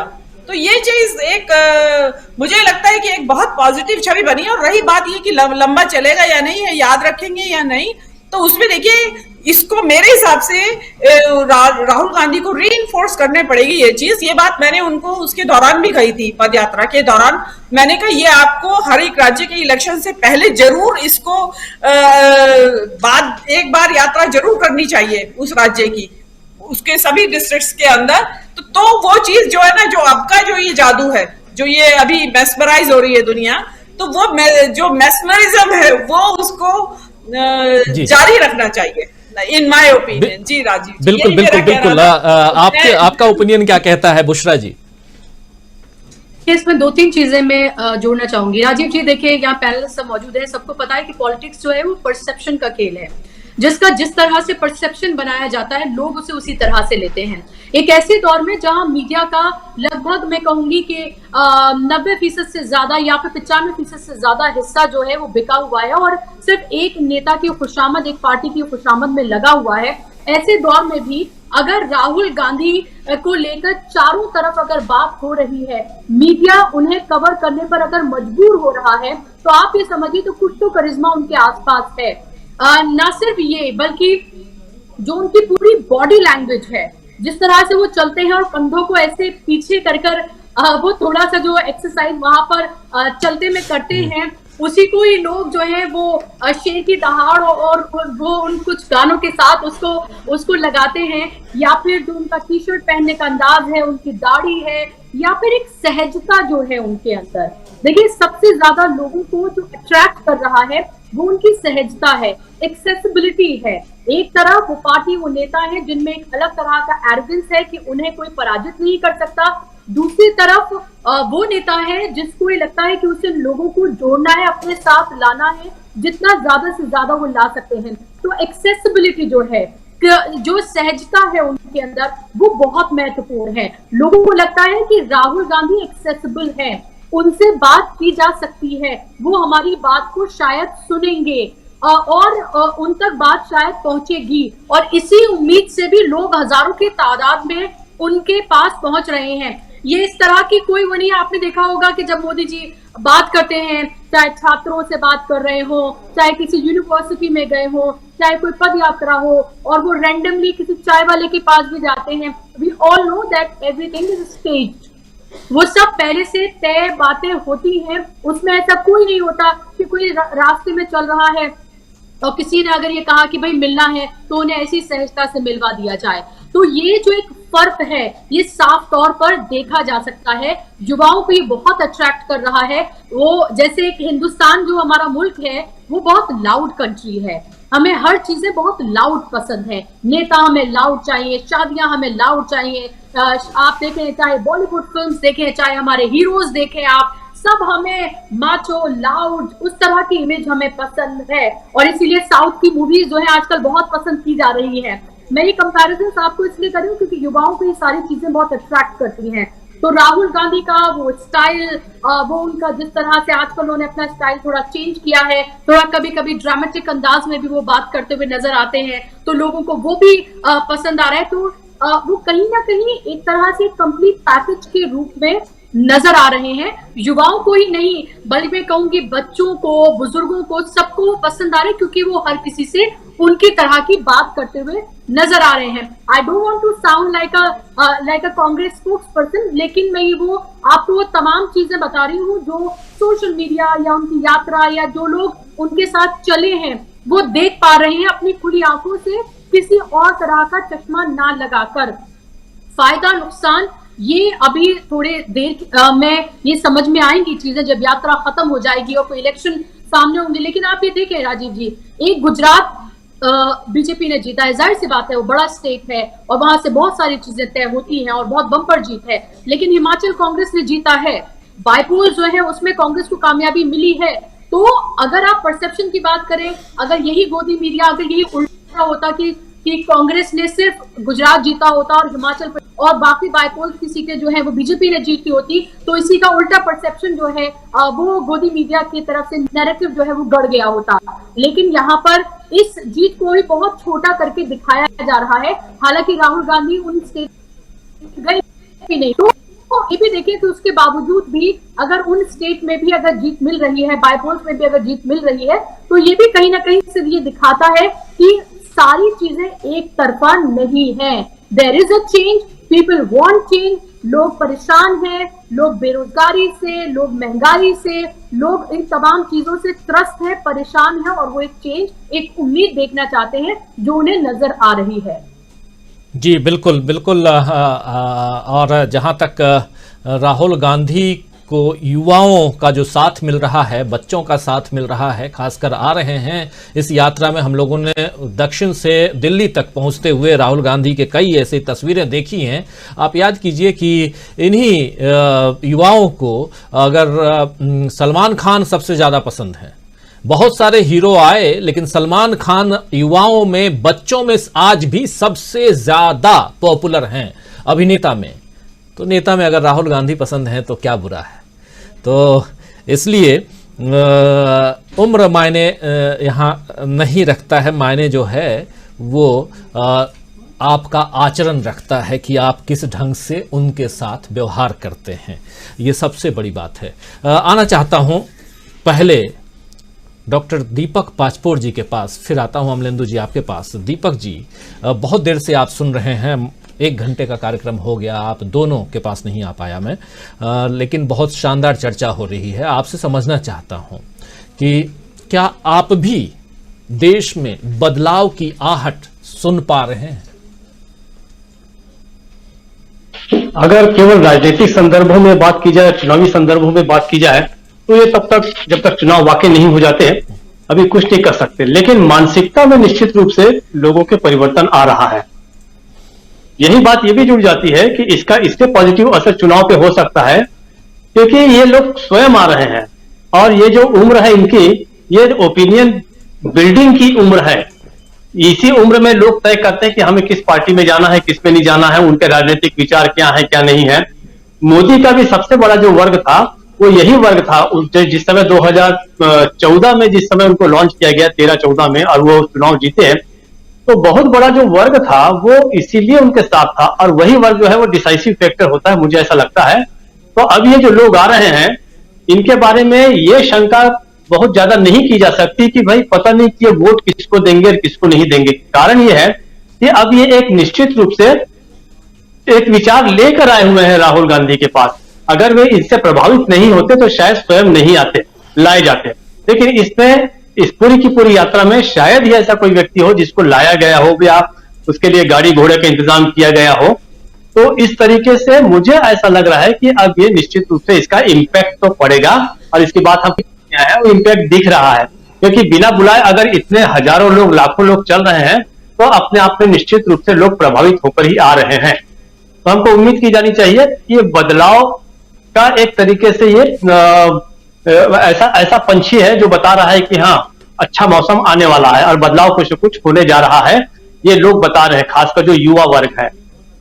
दूसरा मुझे ऐसा लगता है कि अब इस जो महत्वपूर्ण फेज जो कल से चालू हो रहा है, दो कारणों से मैं इसको बहुत महत्वपूर्ण मानता हूं। पहला तो यह है कि दिल्ली में 9 दिन जब तक रहे ये, तब तक लगता रहा कि पता नहीं सरकार इस यात्रा को रोकेगी क्या, लेकिन अब ऐसा लग रहा है कि वो पूरी तरीके से केंद्र सरकार जो है, भारतीय जनता पार्टी जो है, अपने सारे तरीके अपना लेने के बाद भी इस यात्रा को शायद अब नहीं रोक पाएगी। अगर रातों रात कुछ हो जाए तो नहीं कर सकते, और चूंकि 8 बजे में भी कोई घोषणा नहीं हुई है तो हम मान के चलें कि शायद ये रात भी अच्छे से गुजरेगी और कल सुबह जो है राहुल गांधी यात्रा पे जाएंगे। उत्तर प्रदेश का फेज मैं इसलिए ज्यादा महत्वपूर्ण मानता हूं कि उत्तर प्रदेश की ये जो राज्य है ये आंदोलनों को कुचलने वाला राज्य रहा है, विरोधी स्वर को बंद करने वाला राज्य रहा है। शाहीन बाग का आंदोलन यही कुचला गया, किसान आंदोलन को यही कुचला गया, उन पर गाड़ियां यही चलाई गई, यहीं पर एनकाउंटर संस्कृति का विकास हुआ, यहीं पर बुलडोजर जो है वो सुशासन का प्रतीक बन गया, जिसको सारी दुनिया ने धिक्कारा। वो बुलडोजर जो है वो यहाँ प्रशासन का प्रतीक इसलिए माना गया क्योंकि यहाँ के लोगों ने दमन को जो है स्वीकार कर लिया है, जो स्टेट स्पॉन्सर जो दमन होता है उसको मान लिया है। अच्छे अच्छे जो कार्यकर्ता थे उन लोगों के देखिए पोस्टर्स लगाए गए, सड़कों पर पोस्टर्स लगाए गए अपराधी की तरह। तो ये जो सारा कुछ हुआ है, तो अब अगर मुझे लगता है कि जिस तरीके से सब कुछ दिल्ली में रहते हुए इस यात्रा ने निर्विघ्न रूप से 9 दिन बिता दिए हैं, और तत्काल तो मुझे कोई ऐसा नजर नहीं आ रहा है कि इन पर यूपी में कुछ होगा। अब यूपी की यात्रा जो है वो तय करेगी। यूपी को अगर राहुल गांधी ने ठीक ठाक गुजार लिए अपने दिन और बाहर निकल गए, तो आने वाले जो अन्य राज्य है जहां थोड़ा बहुत रेजिस्टेंस या अवरोध का भी जो आपकी जो आशंका थी वो पूरी तरीके से खत्म हो जाएगी, क्योंकि माना यह जाता है कि जिसको अगर बाबा जी नहीं रोक पाए तो हम लोग क्या रोकेंगे। तो उसके बाद जो है राहुल गांधी को सीधे सीधे जाने दिया जाएगा और ये यात्रा की सफलता जो है उत्तर प्रदेश में तय हो जाएगी। अगर उत्तर प्रदेश में किसी ने पत्थर नहीं चलाए पीछे से या किसी ने कुछ और नहीं किया, तो मुझे लग रहा है कि ये महत्वपूर्ण पड़ाव जो है दिल्ली का तो था ही, अब उत्तर प्रदेश का जो यात्रा है 4 दिनों की, ये सर्वाधिक महत्वपूर्ण है। और इस यात्रा की काज की जो नियति है वो ये उत्तर प्रदेश की जो जमीन है वो तय कर देगी।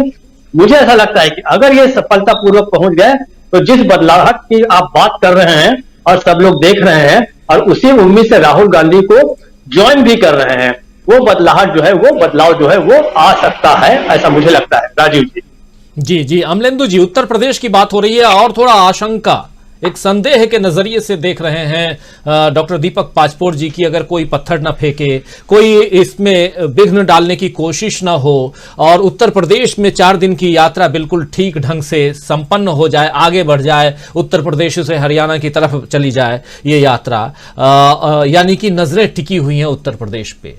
93 सीटें अभी तक जिन जिन राज्यों से होकर के आए हैं, माफ करें, जिन राज्यों में चुनाव है, और उत्तर प्रदेश अकेले 80 सीटें, जो कह रहे थे हमारे साथी डॉक्टर प्रकाश हिंदुस्तानी जी। किस नजरिए से देखा जाए उत्तर प्रदेश के इस 4 दिनों, अगले 4 दिनों को?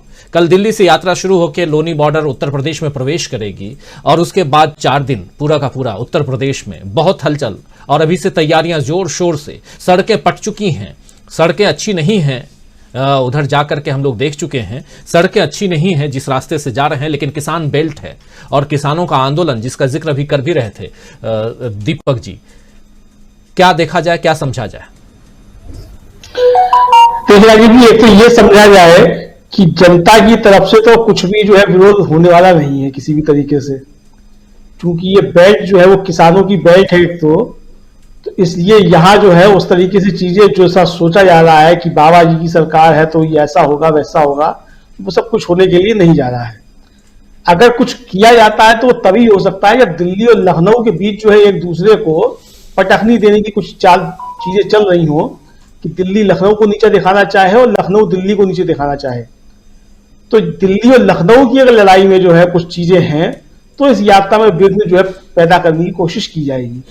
और अगर दिल्ली और लखनऊ जो है इस बात पे तय है कि 2024 तक जो मिलजुल के रहना है, अगर वापसी करनी है, क्योंकि अगर दिल्ली में वापसी होगी 2024 में तो उसके बाद ही लखनऊ सलामत रहेगा, और लखनऊ के जरिए दिल्ली की वापसी होनी है 2024 की। तो ये अगर सोच दोनों ने बना ली है कि भाई अब लड़ने से कोई फायदा नहीं है, 2024 तक तो मिलजुल के रहना ही रहना है, तो फिर उत्तर प्रदेश में जो इस यात्रा के साथ कोई भी छेड़छाड़ नहीं की जाएगी किसी भी तरीके से।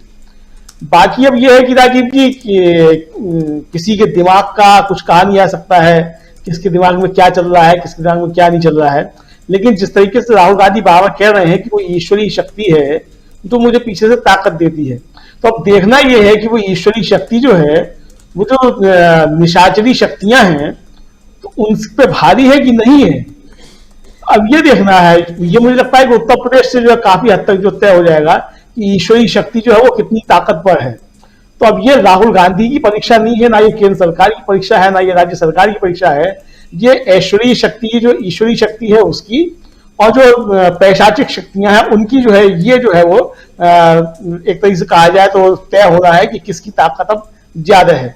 वैसे कहा जाता है कि शैतान जो है वो अल्लाह मियाँ के खानदान का ही बताया जाता है, वो शिकवा जावे शिकवा जो है उसमें कुछ इस तरीके से बताया गया है कि वो उसी खानदान का है। तो अकबर इलाहाबादी कहते भी हैं कि मौलवी जो है वो फंसा लेता है शैतान को कह के कि क्या खुदा के खानदान से हो तुम कहकर के इस तरीके से कुछ फंसा लेता है, इस तरीके का कुछ है। तो वो अलग का मसला है, वो थोड़ा आध्यात्मिक चीज जाएगी, चूंकि आध्यात्मिक व्यक्ति हूं नहीं, थोड़ा उसके पास से गुजरा हूं, बस थोड़ा चीजें सुनता सुनाता रहता हूं। तो बहरहाल ये है अब जो जिस तरीके से अखिलेश यादव का और मायावती जी का रेस्पॉन्स आया है, और खासतौर से राहुल गांधी की उस प्रेस कॉन्फ्रेंस के बाद, जब अखिलेश यादव की इतनी तल्ख टिप्पणी के बाद भी जो है जब राहुल गांधी से सवाल पूछा गया तो राहुल गांधी का जो उत्तर आया राजीव जी, तो वो 2 संदेश थे राहुल गांधी के कि एक तो नफरत छोड़ो भारत जोड़ो, जो संदेश सबको जा रहा है वो संदेश था ही, और उसके बाद डरो मत, ये भी संदेश था। तो ये संदेश जो है उनको भी था, मुझे लगता है कि दोनों दलों को, कि डरो मत और नफरत छोड़ो भारत जोड़ो। मोहब्बत की दुकान जब खुल रही है तो उस मोहब्बत की दुकान के आगे फल लगा के आप ही बैठिए। तो ये संदेश जो था, एक तो मुझे लगता है कि संदेश को ग्रहण किया गया है कि मोहब्बत की दुकान जहां लग रही है तो वहां मोहब्बत की दुकान के आगे फल लगाना है, जो पैशाचिक शक्तियां उनके साथ खड़े नहीं होना है, क्योंकि इसका जनता में भी जो है संदेश जाएगा। आप देखिए जिस दिन हम लोगों की चर्चा हुई अखिलेश यादव के बयान को लेकर के, हमारे यहाँ जिस तरीके से दर्शकों के सबके कमेंट थे, आप पैनलिस्ट की बात तो छोड़ दीजिए, हम लोग तो अपनी बात कहते ही रहते हैं, लेकिन जो दर्शक कमेंट करती है वो काफी ज्यादा महत्वपूर्ण होते हैं कि जनता जो है वो क्या सोच रही है। तो वो जो कमेंट थे जिस तरीके से वो साफ जाहिर करते हैं कि इसका असर क्या होने वाला था अगर इसका पॉजिटिव कोई उत्तर दोनों की तरफ से नहीं आता। मुझे लगता है इस चीज को भी जो है भापा है दोनों दलों के नेताओं ने अच्छी तरीके से, और इसलिए फिर जो इस तरीके की प्रतिक्रियाएं जो आई हैं और इस यात्रा को समर्थन एक तरीके से या उसका स्वागत जो वो किया गया है। वरना राजनीतिक नफा नुकसान की बातें होती तो राजनीतिक नफा नुकसान की बातें की जाती, लेकिन ये भी लग गया है कि राजनीतिक नफा नुकसान की बात भी है तो नुकसान ज्यादा हो जाएगा। तो इसलिए जो है ये भी है, और कुल मिलाकर लगता है कि ये राहुल गांधी अपनी इस यात्रा को जिस तरीके से आगे बढ़ रहे हैं उसमें सफल होते दिख रहे हैं, और जितनी भी पैशाचिक शक्तियां हैं और जितनी भी विघ्न संतोषी शक्तियां हैं, मुझे लगता है वो भी अब धीरे धीरे हथियार डाल रही हैं। उनको भी चीज समझ में आ रही है कि भारत जोड़ो जो यज्ञ है इस यज्ञ में व्यवधान अगर डाला तो टुकड़े टुकड़े गैंग ही कहलाए जाएंगे इसमें विघ्न डालने वाले, वो चाहे कोई भी हो। तो इसलिए अब जो कोई भी इस यात्रा में विघ्न डालने की स्थिति में नहीं है, और अगर कोई विघ्न डालना चाहता है तो ये टैग जो है अपने सीने पे लगाने के लिए तैयार रहे कि वो टुकड़े टुकड़े गैंग का सदस्य है, क्योंकि उसको आपत्ति राहुल गांधी से नहीं, उसको भारत जोड़ने की यात्रा से है, भारत को एकजुट रखने की किसी भी प्रयास से है। और इस देश के अंदर जो है प्यार और मोहब्बत बढ़े, इस देश के लोग एकजुट होकर के रहें, ये देश जो है सारी दुनिया में एक मिसाल बने, इससे उनको परेशानी है, इसलिए वो इसका विरोध कर रहे हैं। जी राजीव जी बिल्कुल, टुकड़े टुकड़े गैंग की आप बात कर रहे हैं। बीजेपी तो कहती है कि टुकड़े टुकड़े गैंग को लेकर चल रहे हैं राहुल गांधी। खैर, इस आरोप प्रत्यारोप अभी और सुनेंगे हम, क्योंकि यात्रा न सिर्फ उत्तर प्रदेश बल्कि पंजाब में भी रहेगी, और पंजाब में क्या स्थिति होती है ये भी देखना होगा। हरियाणा में एक बार दोबारा मतलब फिर से यात्रा पहुंचेगी। प्रोफेसर अखिल स्वामी जी, उत्तर प्रदेश को आप भी बहुत अच्छी तरह से जानते हैं, क्या सब कुछ सही रहने वाला है उत्तर प्रदेश में? देखिए, पहली बात तो आज बहुत अच्छा लगा कि अमलेंदु जी भी एक धर्माचार्य की तरह बात कर रहे हैं। दूसरी बात यह है कि 70 साल की उम्र में मैंने अगर भारतवर्ष को पहचाना है, अगर भारत की आत्मा को देखा है और भारत के पास्ट को देखा है और अपने इतिहास को देखा है, तो मैंने यह देखा है कि रावण और राम के युद्ध में रावण जो था वो पाश्विक शक्ति का प्रतीक था, और राम के पास जो सेना थी वो भालू और बंदरों की सेना थी, तब भी राम जीते थे। जब कौरव और पांडवों का युद्ध हुआ था, कौरवों पर बड़ी सेना थी, बड़े बलशाली लोग थे, द्रोणाचार्य, कृपाचार्य, अश्वत्थामा और भीष्म जैसे लोग थे, लेकिन जीत किसकी हुई थी? सत्य की जीत हुई थी। मैं देख रहा हूं आज की तारीख में जो युद्ध हो रहा है वो गांधी और गोडसे के बीच में हो रहा है। एक तरफ गांधीवाद है, एक तरफ अहिंसा है, एक तरफ प्रेम है, और दूसरी तरफ चाकू तेज कराने वाली साध्वी कही तथा कथित साध्वी हैं जो कह रही है जनता से कि चाकू तेज करो, और दूसरी तरफ एक नवयुवक जो है देश की आत्मा को पहचानते हुए, अगर मैंने इस देश को सही पहचाना है तो इस देश का युवा, क्योंकि मैं शिक्षक रहा हूं, हजारों लाखों स्टूडेंट्स को मैंने पढ़ाया है, मैं इस देश के युवाओं को जानता हूं, उनके मन को पहचानता हूं। वो इस देश को प्यार करते हैं और देश की आत्मा को जानते हैं। वो चाकू और छुरियों को पसंद नहीं करेंगे, वो गुलाब के फूल को पसंद करेंगे, वो अहिंसा को पसंद करेंगे, बशर्ते उनके दिमाग पर एक दिमाग में यह बैठा दिया क्या गांधी बहुत बुरे आदमी थे, पंडित जवाहरलाल नेहरू बहुत बुरे आदमी थे, लेकिन जब राहुल गांधी को वो नजदीक से देख रहे हैं तो वो ये देख रहे हैं कि गांधी कैसे रहे होंगे, और जब वो साध्वी प्रज्ञा जैसे लोगों को देख रहे होंगे तो वो देख रहे होंगे कि गोडसे कैसे रहे होंगे। तो मैं ये मानता हूं कि आज की तारीख में ये जो अभिमन्यु है, वो अभिमन्यु इसलिए हताहत हुआ था कि अर्जुन का मार्गदर्शन उसको नहीं मिल पाया था, कि अर्जुन उस समय नहीं थे। लेकिन इस अभिमन्यु को अर्जुन और जो पूरी, जो आज अमलेंदु जी ने कहा कि जो दैविक शक्तियां हैं उनके साथ हैं और अर्जुन भी उनके साथ हैं, तो ये ना एकलव्य, क्योंकि जो युद्ध के अंदर उनके जो चक्रव्यूह बनाया है उसके अंदर केवल घुसा नहीं है, वो इन दुष्टों का नाश करेगा और निकल के आएगा। भारत की आत्मा जो है बरकरार रहेगी, भारत एक हिंसात्मक और गांधी और बुद्ध का और महावीर का देश बनकर रहेगा। ये गोडसे का, ये रावण का और ये दैत्यों का राष्ट्र बनेगा, ये प्यार का राष्ट्र बनेगा, और राहुल गांधी, ये बदलाव होगा। आप, मुझे आश्चर्य नहीं होगा अगर इसमें जो ओम प्रकाश राजभर हैं और जो अपने बाकी वरुण गांधी हैं और ऐसे लोग जो शांति को मानते हैं और जो ये मानते हैं कि इन पाश्विक शक्तियों का नाश होना चाहिए, वो राहुल गांधी को ज्वाइन करेंगे। अंत में सत्य की विजय होगी, अहिंसा की विजय होगी, गांधी की विजय होगी और गोडसे फिर हारेगा। राजीव जी जी, गांधी की विजय होगी, सच की विजय होगी, अहिंसा की विजय होगी, कह रहे हैं प्रोफेसर अखिल स्वामी जी। एक बार फिर से आना चाहता हूं डॉक्टर प्रकाश हिंदुस्तानी जी, आप उत्तर प्रदेश और इधर मतलब दो पार्ट में अब ये यात्रा बढ़ चुकी है। पहला पार्ट, उसमें आप भी उसके सहभागी रह चुके हैं। दूसरे पार्ट को आपके नजरिए से समझना चाहता हूं, जिसमें ये यात्रा अब उत्तर प्रदेश में सबसे बड़ा प्रदेश, सबसे ज्यादा सीटें और सबसे ज्यादा पॉलिटिकल, अगर कहा जाए कि लड़ाई की बात हो या द्वंद्व की बात हो या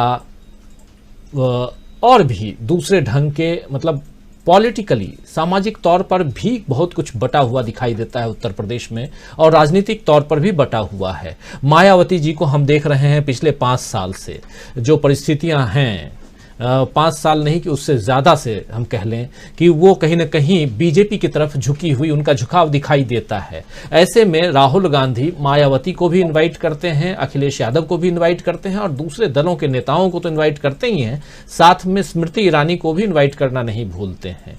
ये उत्तर प्रदेश पॉलिटिकल रूप से कांग्रेस को भी 9 दिनों के इस विश्राम में बहुत कुछ सोचने का मौका मिला होगा और इसलिए भी कि अब हम उत्तर प्रदेश में जाने वाले हैं। 4 दिन बहुत ज्यादा नहीं है, लेकिन फिर भी आपके नजरिए से पॉलिटिकल क्या गेम चेंजर के रूप में अगर देखा जाए तो सियासी तौर पर जो हम बदलाव की आहट कह रहे हैं, क्या यहीं से दिखाई देता है? देखिए राजीव जी, जब ये यात्रा शुरू हुई तब उस यात्रा का माहौल कैसा था और अब जैसे जैसे ये यात्रा आगे बढ़ती गई उसका माहौल कैसा बनता गया, ये बतलाता है कि बदलाव को लोग कैसे स्वीकार कर रहे हैं। इस यात्रा पर पहले कौन कमेंट करते थे? बीजेपी के दिग्गज नेता कमेंट करते थे। अब कौन कमेंट कर रहे हैं? बीजेपी के सी और डी और ई ग्रेड के नेता कमेंट कर रहे हैं। अब कौन कर रहे हैं? अब तिवारी जैसे लोग कर रहे हैं, साध्वी उमा भारती कर रही है जिन्होंने गंगा को एकदम शुद्ध कर दिया है, जिन्होंने पंचर अभियान चला के मुख्यमंत्री रहते मजदूरों को जंगल के अधिकार आदिवासियों को दे दिए, बिल्कुल क्रांति कर दी, जिन्होंने गंगा को बिल्कुल पवित्रतम कर दिया। ऐसे योग्य नेता हैं जिन्हें उनकी पार्टी ने ही निकाल दिया, फिर वे अपनी अलग पार्टी में गई, फिर वे घूम फिर कर आ गई, अब वे कमेंट कर रही। क्योंकि जिन लोगों को कहीं कोई बीजेपी के जिन नेताओं को कहीं कोई कवरेज नहीं मिलता, वो अब राहुल गांधी पर हमला करते हैं और जाहिर है कि बीजेपी की तरफ से वो नहीं कर रहे। जो लोग अभी टिप्पणियां कर रहे हैं राहुल गांधी पे, वे कोई बीजेपी की तरफ से नहीं कर रहे, उनके वो निजी कवरेज पाने के लिए कर रहे हैं, ऐसा मुझे लगता है। सॉरी, क्षमा करें। तो एक तो ये बात है। दूसरी बात ये है कि राहुल गांधी इस यात्रा के दौरान, आप भी अगर कहीं कुछ ध्यान योग करने जाएंगे तो 15 दिन में आपको परिवर्तन नजर आएगा। 108 दिन हो चुके हैं, उसके बाद 1 हफ्ता और भी हो चुका है। लगातार जो चीजें सीख रहे हैं राहुल गांधी, जो बदलाव उनमें खुद आया है और जो बदलाव कांग्रेस पार्टी में आया, कांग्रेस पार्टी जो सक्रिय दिखी इतने दिनों के बाद, ऐसा लगता है कांग्रेस पार्टी लगातार सक्रिय है और चुनाव हो या ना हो, जहां चुनाव नहीं है वहां भी सक्रिय है, जहां चुनाव है वहां भी सक्रिय है।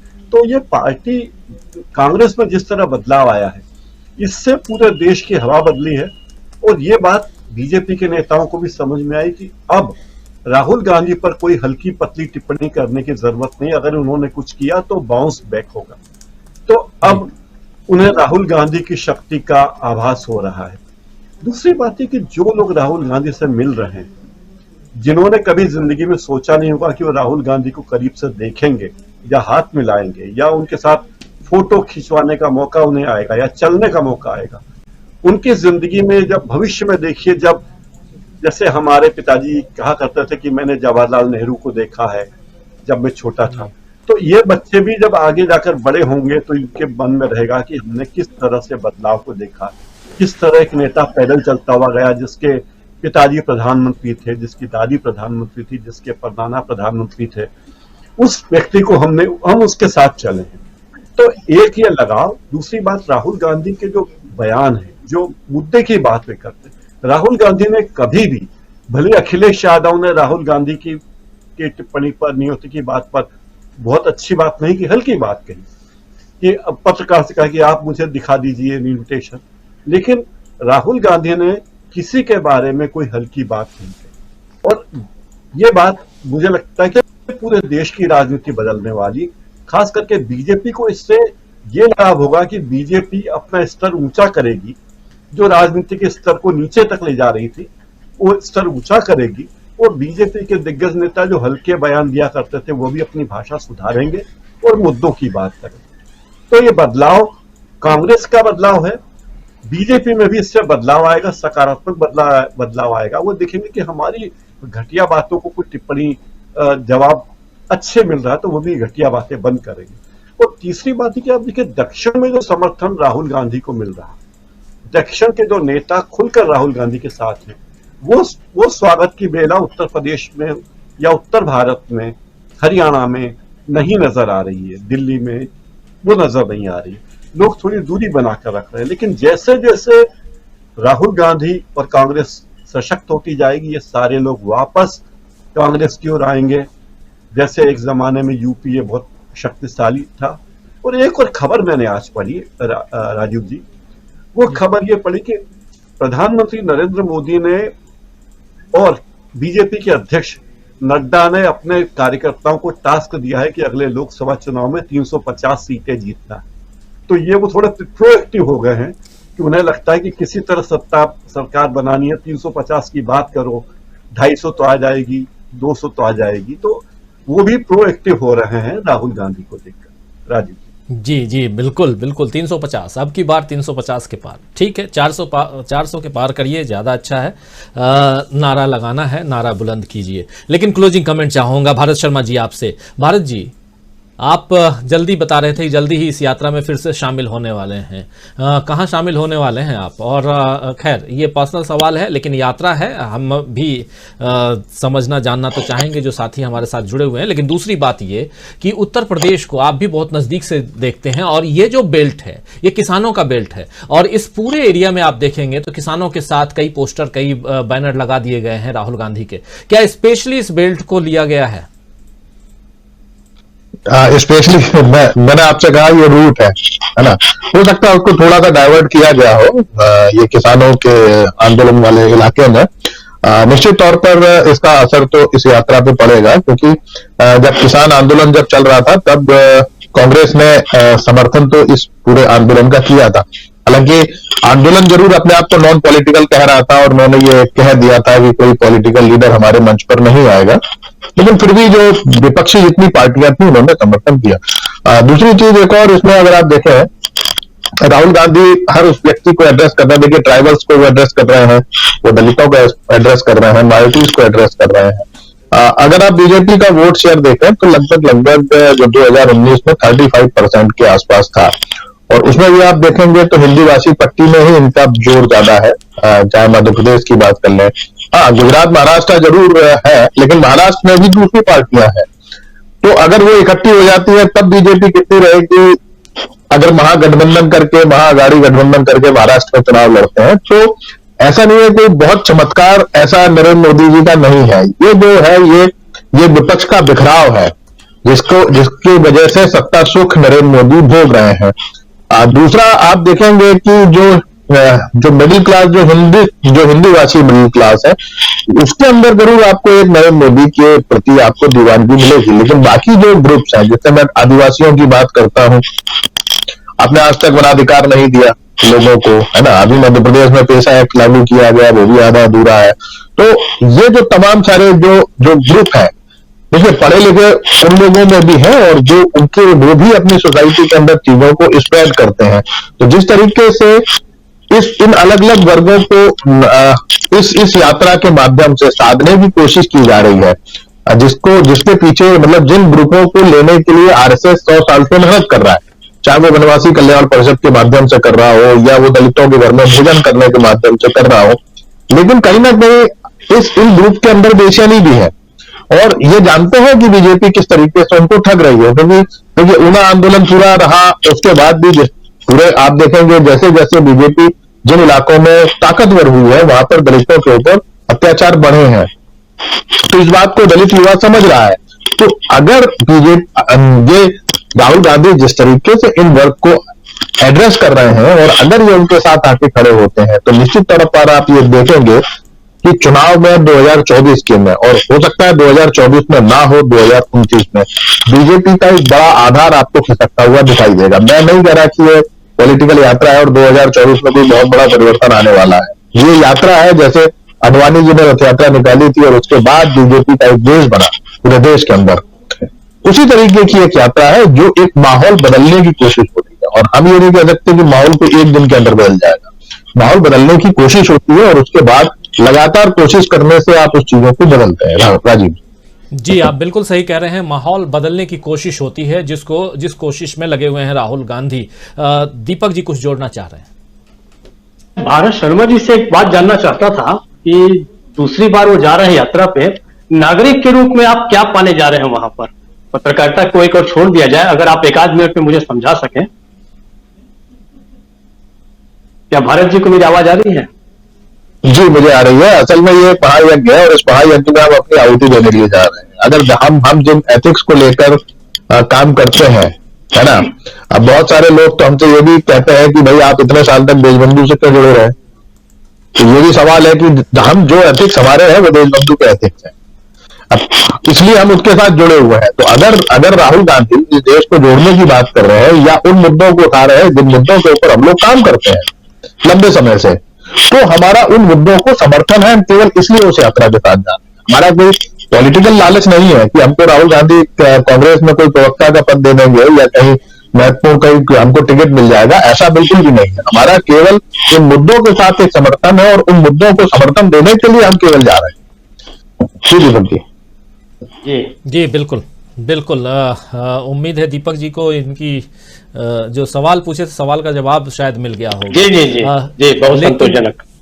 लेकिन ये बिल्कुल आप सही कह रहे हैं भारत शर्मा जी कि जिस एथिक्स के साथ राहुल गांधी आगे बढ़ रहे हैं, और अगर कमल हासन, देखिए मैं एक बार फिर से, चूंकि कमल हासन की बाइट हम लोगों ने सुनी थी शुरुआत में, कमल हासन अगर कह रहे हैं कि शुरुआती दौर में मैं गांधी जी का समर्थक नहीं होता था, मेरे पिताजी कांग्रेस पार्टी में थे, कांग्रेसी थे, और उसके बाद उन्होंने कहा कि जैसे जैसे तुम आगे बढ़ोगे, गांधी को पढ़ोगे तो तुम्हें समझ में आएगा कि गांधी कौन थे। उसके बाद गांधी जी को पढ़ने के बाद कमल हासन को समझ में आया कि वो गलत थे, और उस गलती को सुधारने के लिए उन्होंने हे राम फिल्म बनाई, और उसमें भी गांधी को मारने वाला चरित्र जो था वो खुद को रखा, जो नहीं मार पाता है गांधी को। तो ये जो चेंज है, आपके लाइफ में भी चेंज आता है। कई लोग होते हैं, कई ऐसे हैं जो कल तक, ये इसलिए कह रहा हूं कि कई आरएसएस के लोग इस यात्रा में उनके साथ, राहुल गांधी के साथ चल रहे हैं। एक वीडियो में देखा था जिसमें राहुल गांधी हर इससे निकलते हैं, जब हर स्टेट से, तो एक वीडियो बनाते हैं और उस वीडियो में उस स्टेट को रिकैप किया जाता है कि क्या क्या हुआ। तो उसमें एक आदमी कह रहा है राहुल गांधी से कि मैं पहले आरएसएस में था लेकिन फिर धीरे धीरे मोहभंग हुआ और इधर आ गया। तो ये चेंज है, ये परिवर्तन है जो चुनावी यात्राओं में नहीं हो सकता, वो इन यात्राओं में होता है। लेकिन अभी चूंकि भारत शर्मा जी कह रहे थे कि रथ यात्रा लेकर के निकले थे अडवाणी जी, एक लंबा वक्त निकला गया उसमें, लेकिन रथ यात्रा की परिणति कुछ और थी। रथ यात्रा में यह नहीं कहा गया था कि मोहब्बत की दुकान लगाने जा रहा हूं मैं, इस नफरत के उसमें माहौल में, नफरत की बाजार में, वहां पर एक बीज कुछ और बोया गया था जो फसल काटने की कोशिश थी, इसलिए उसमें वक्त लगा। लेकिन जब इस भारत में, इस देश में जब आप मोहब्बत की दुकान या मोहब्बत का पैगाम लेकर के जाएंगे तो बात कुछ और होगी, शायद रिजल्ट जल्दी आएगा, ये उम्मीद की जा सकती है। लेकिन अभी ये सेकेंड फेज कल है, और उससे पहले नोटबंदी, जिस पर हमेशा राहुल गांधी वार करते रहे हैं, और नोटबंदी पे सुप्रीम कोर्ट के एक महिला जज ने, जस्टिस बीवी नागरत्ना ने जो अपनी टिप्पणी की है, बहुत महत्वपूर्ण है, जिससे कांग्रेसी उत्साहित हैं, और वो तमाम लोग इस देश के उत्साहित हैं जिन्होंने इस नोटबंदी को गलत करार दिया था। तो खैर, इस कार्यक्रम को अब समाप्त करना चाहता हूं। बहुत शानदार आप लोगों के, मतलब ये पूरी चर्चा रही, और आप लोगों ने अपने अपने अंदाज में, अपने ढंग से आप लोगों ने बातें रखी हैं। बहुत धन्यवाद देता हूं प्रकाश हिंदुस्तानी जी, प्रोफेसर अखिल स्वामी जी, भारत जी, दीपक जी और अमलेंदु उपाध्याय जी। साथ में 2 महिला साथी हमारी जुड़ी हुई थी, मीनू जी और बुशरा खानम जी। आप सबको बहुत बहुत धन्यवाद देता हूं, और लगातार हमारे साथी बने हुए हैं।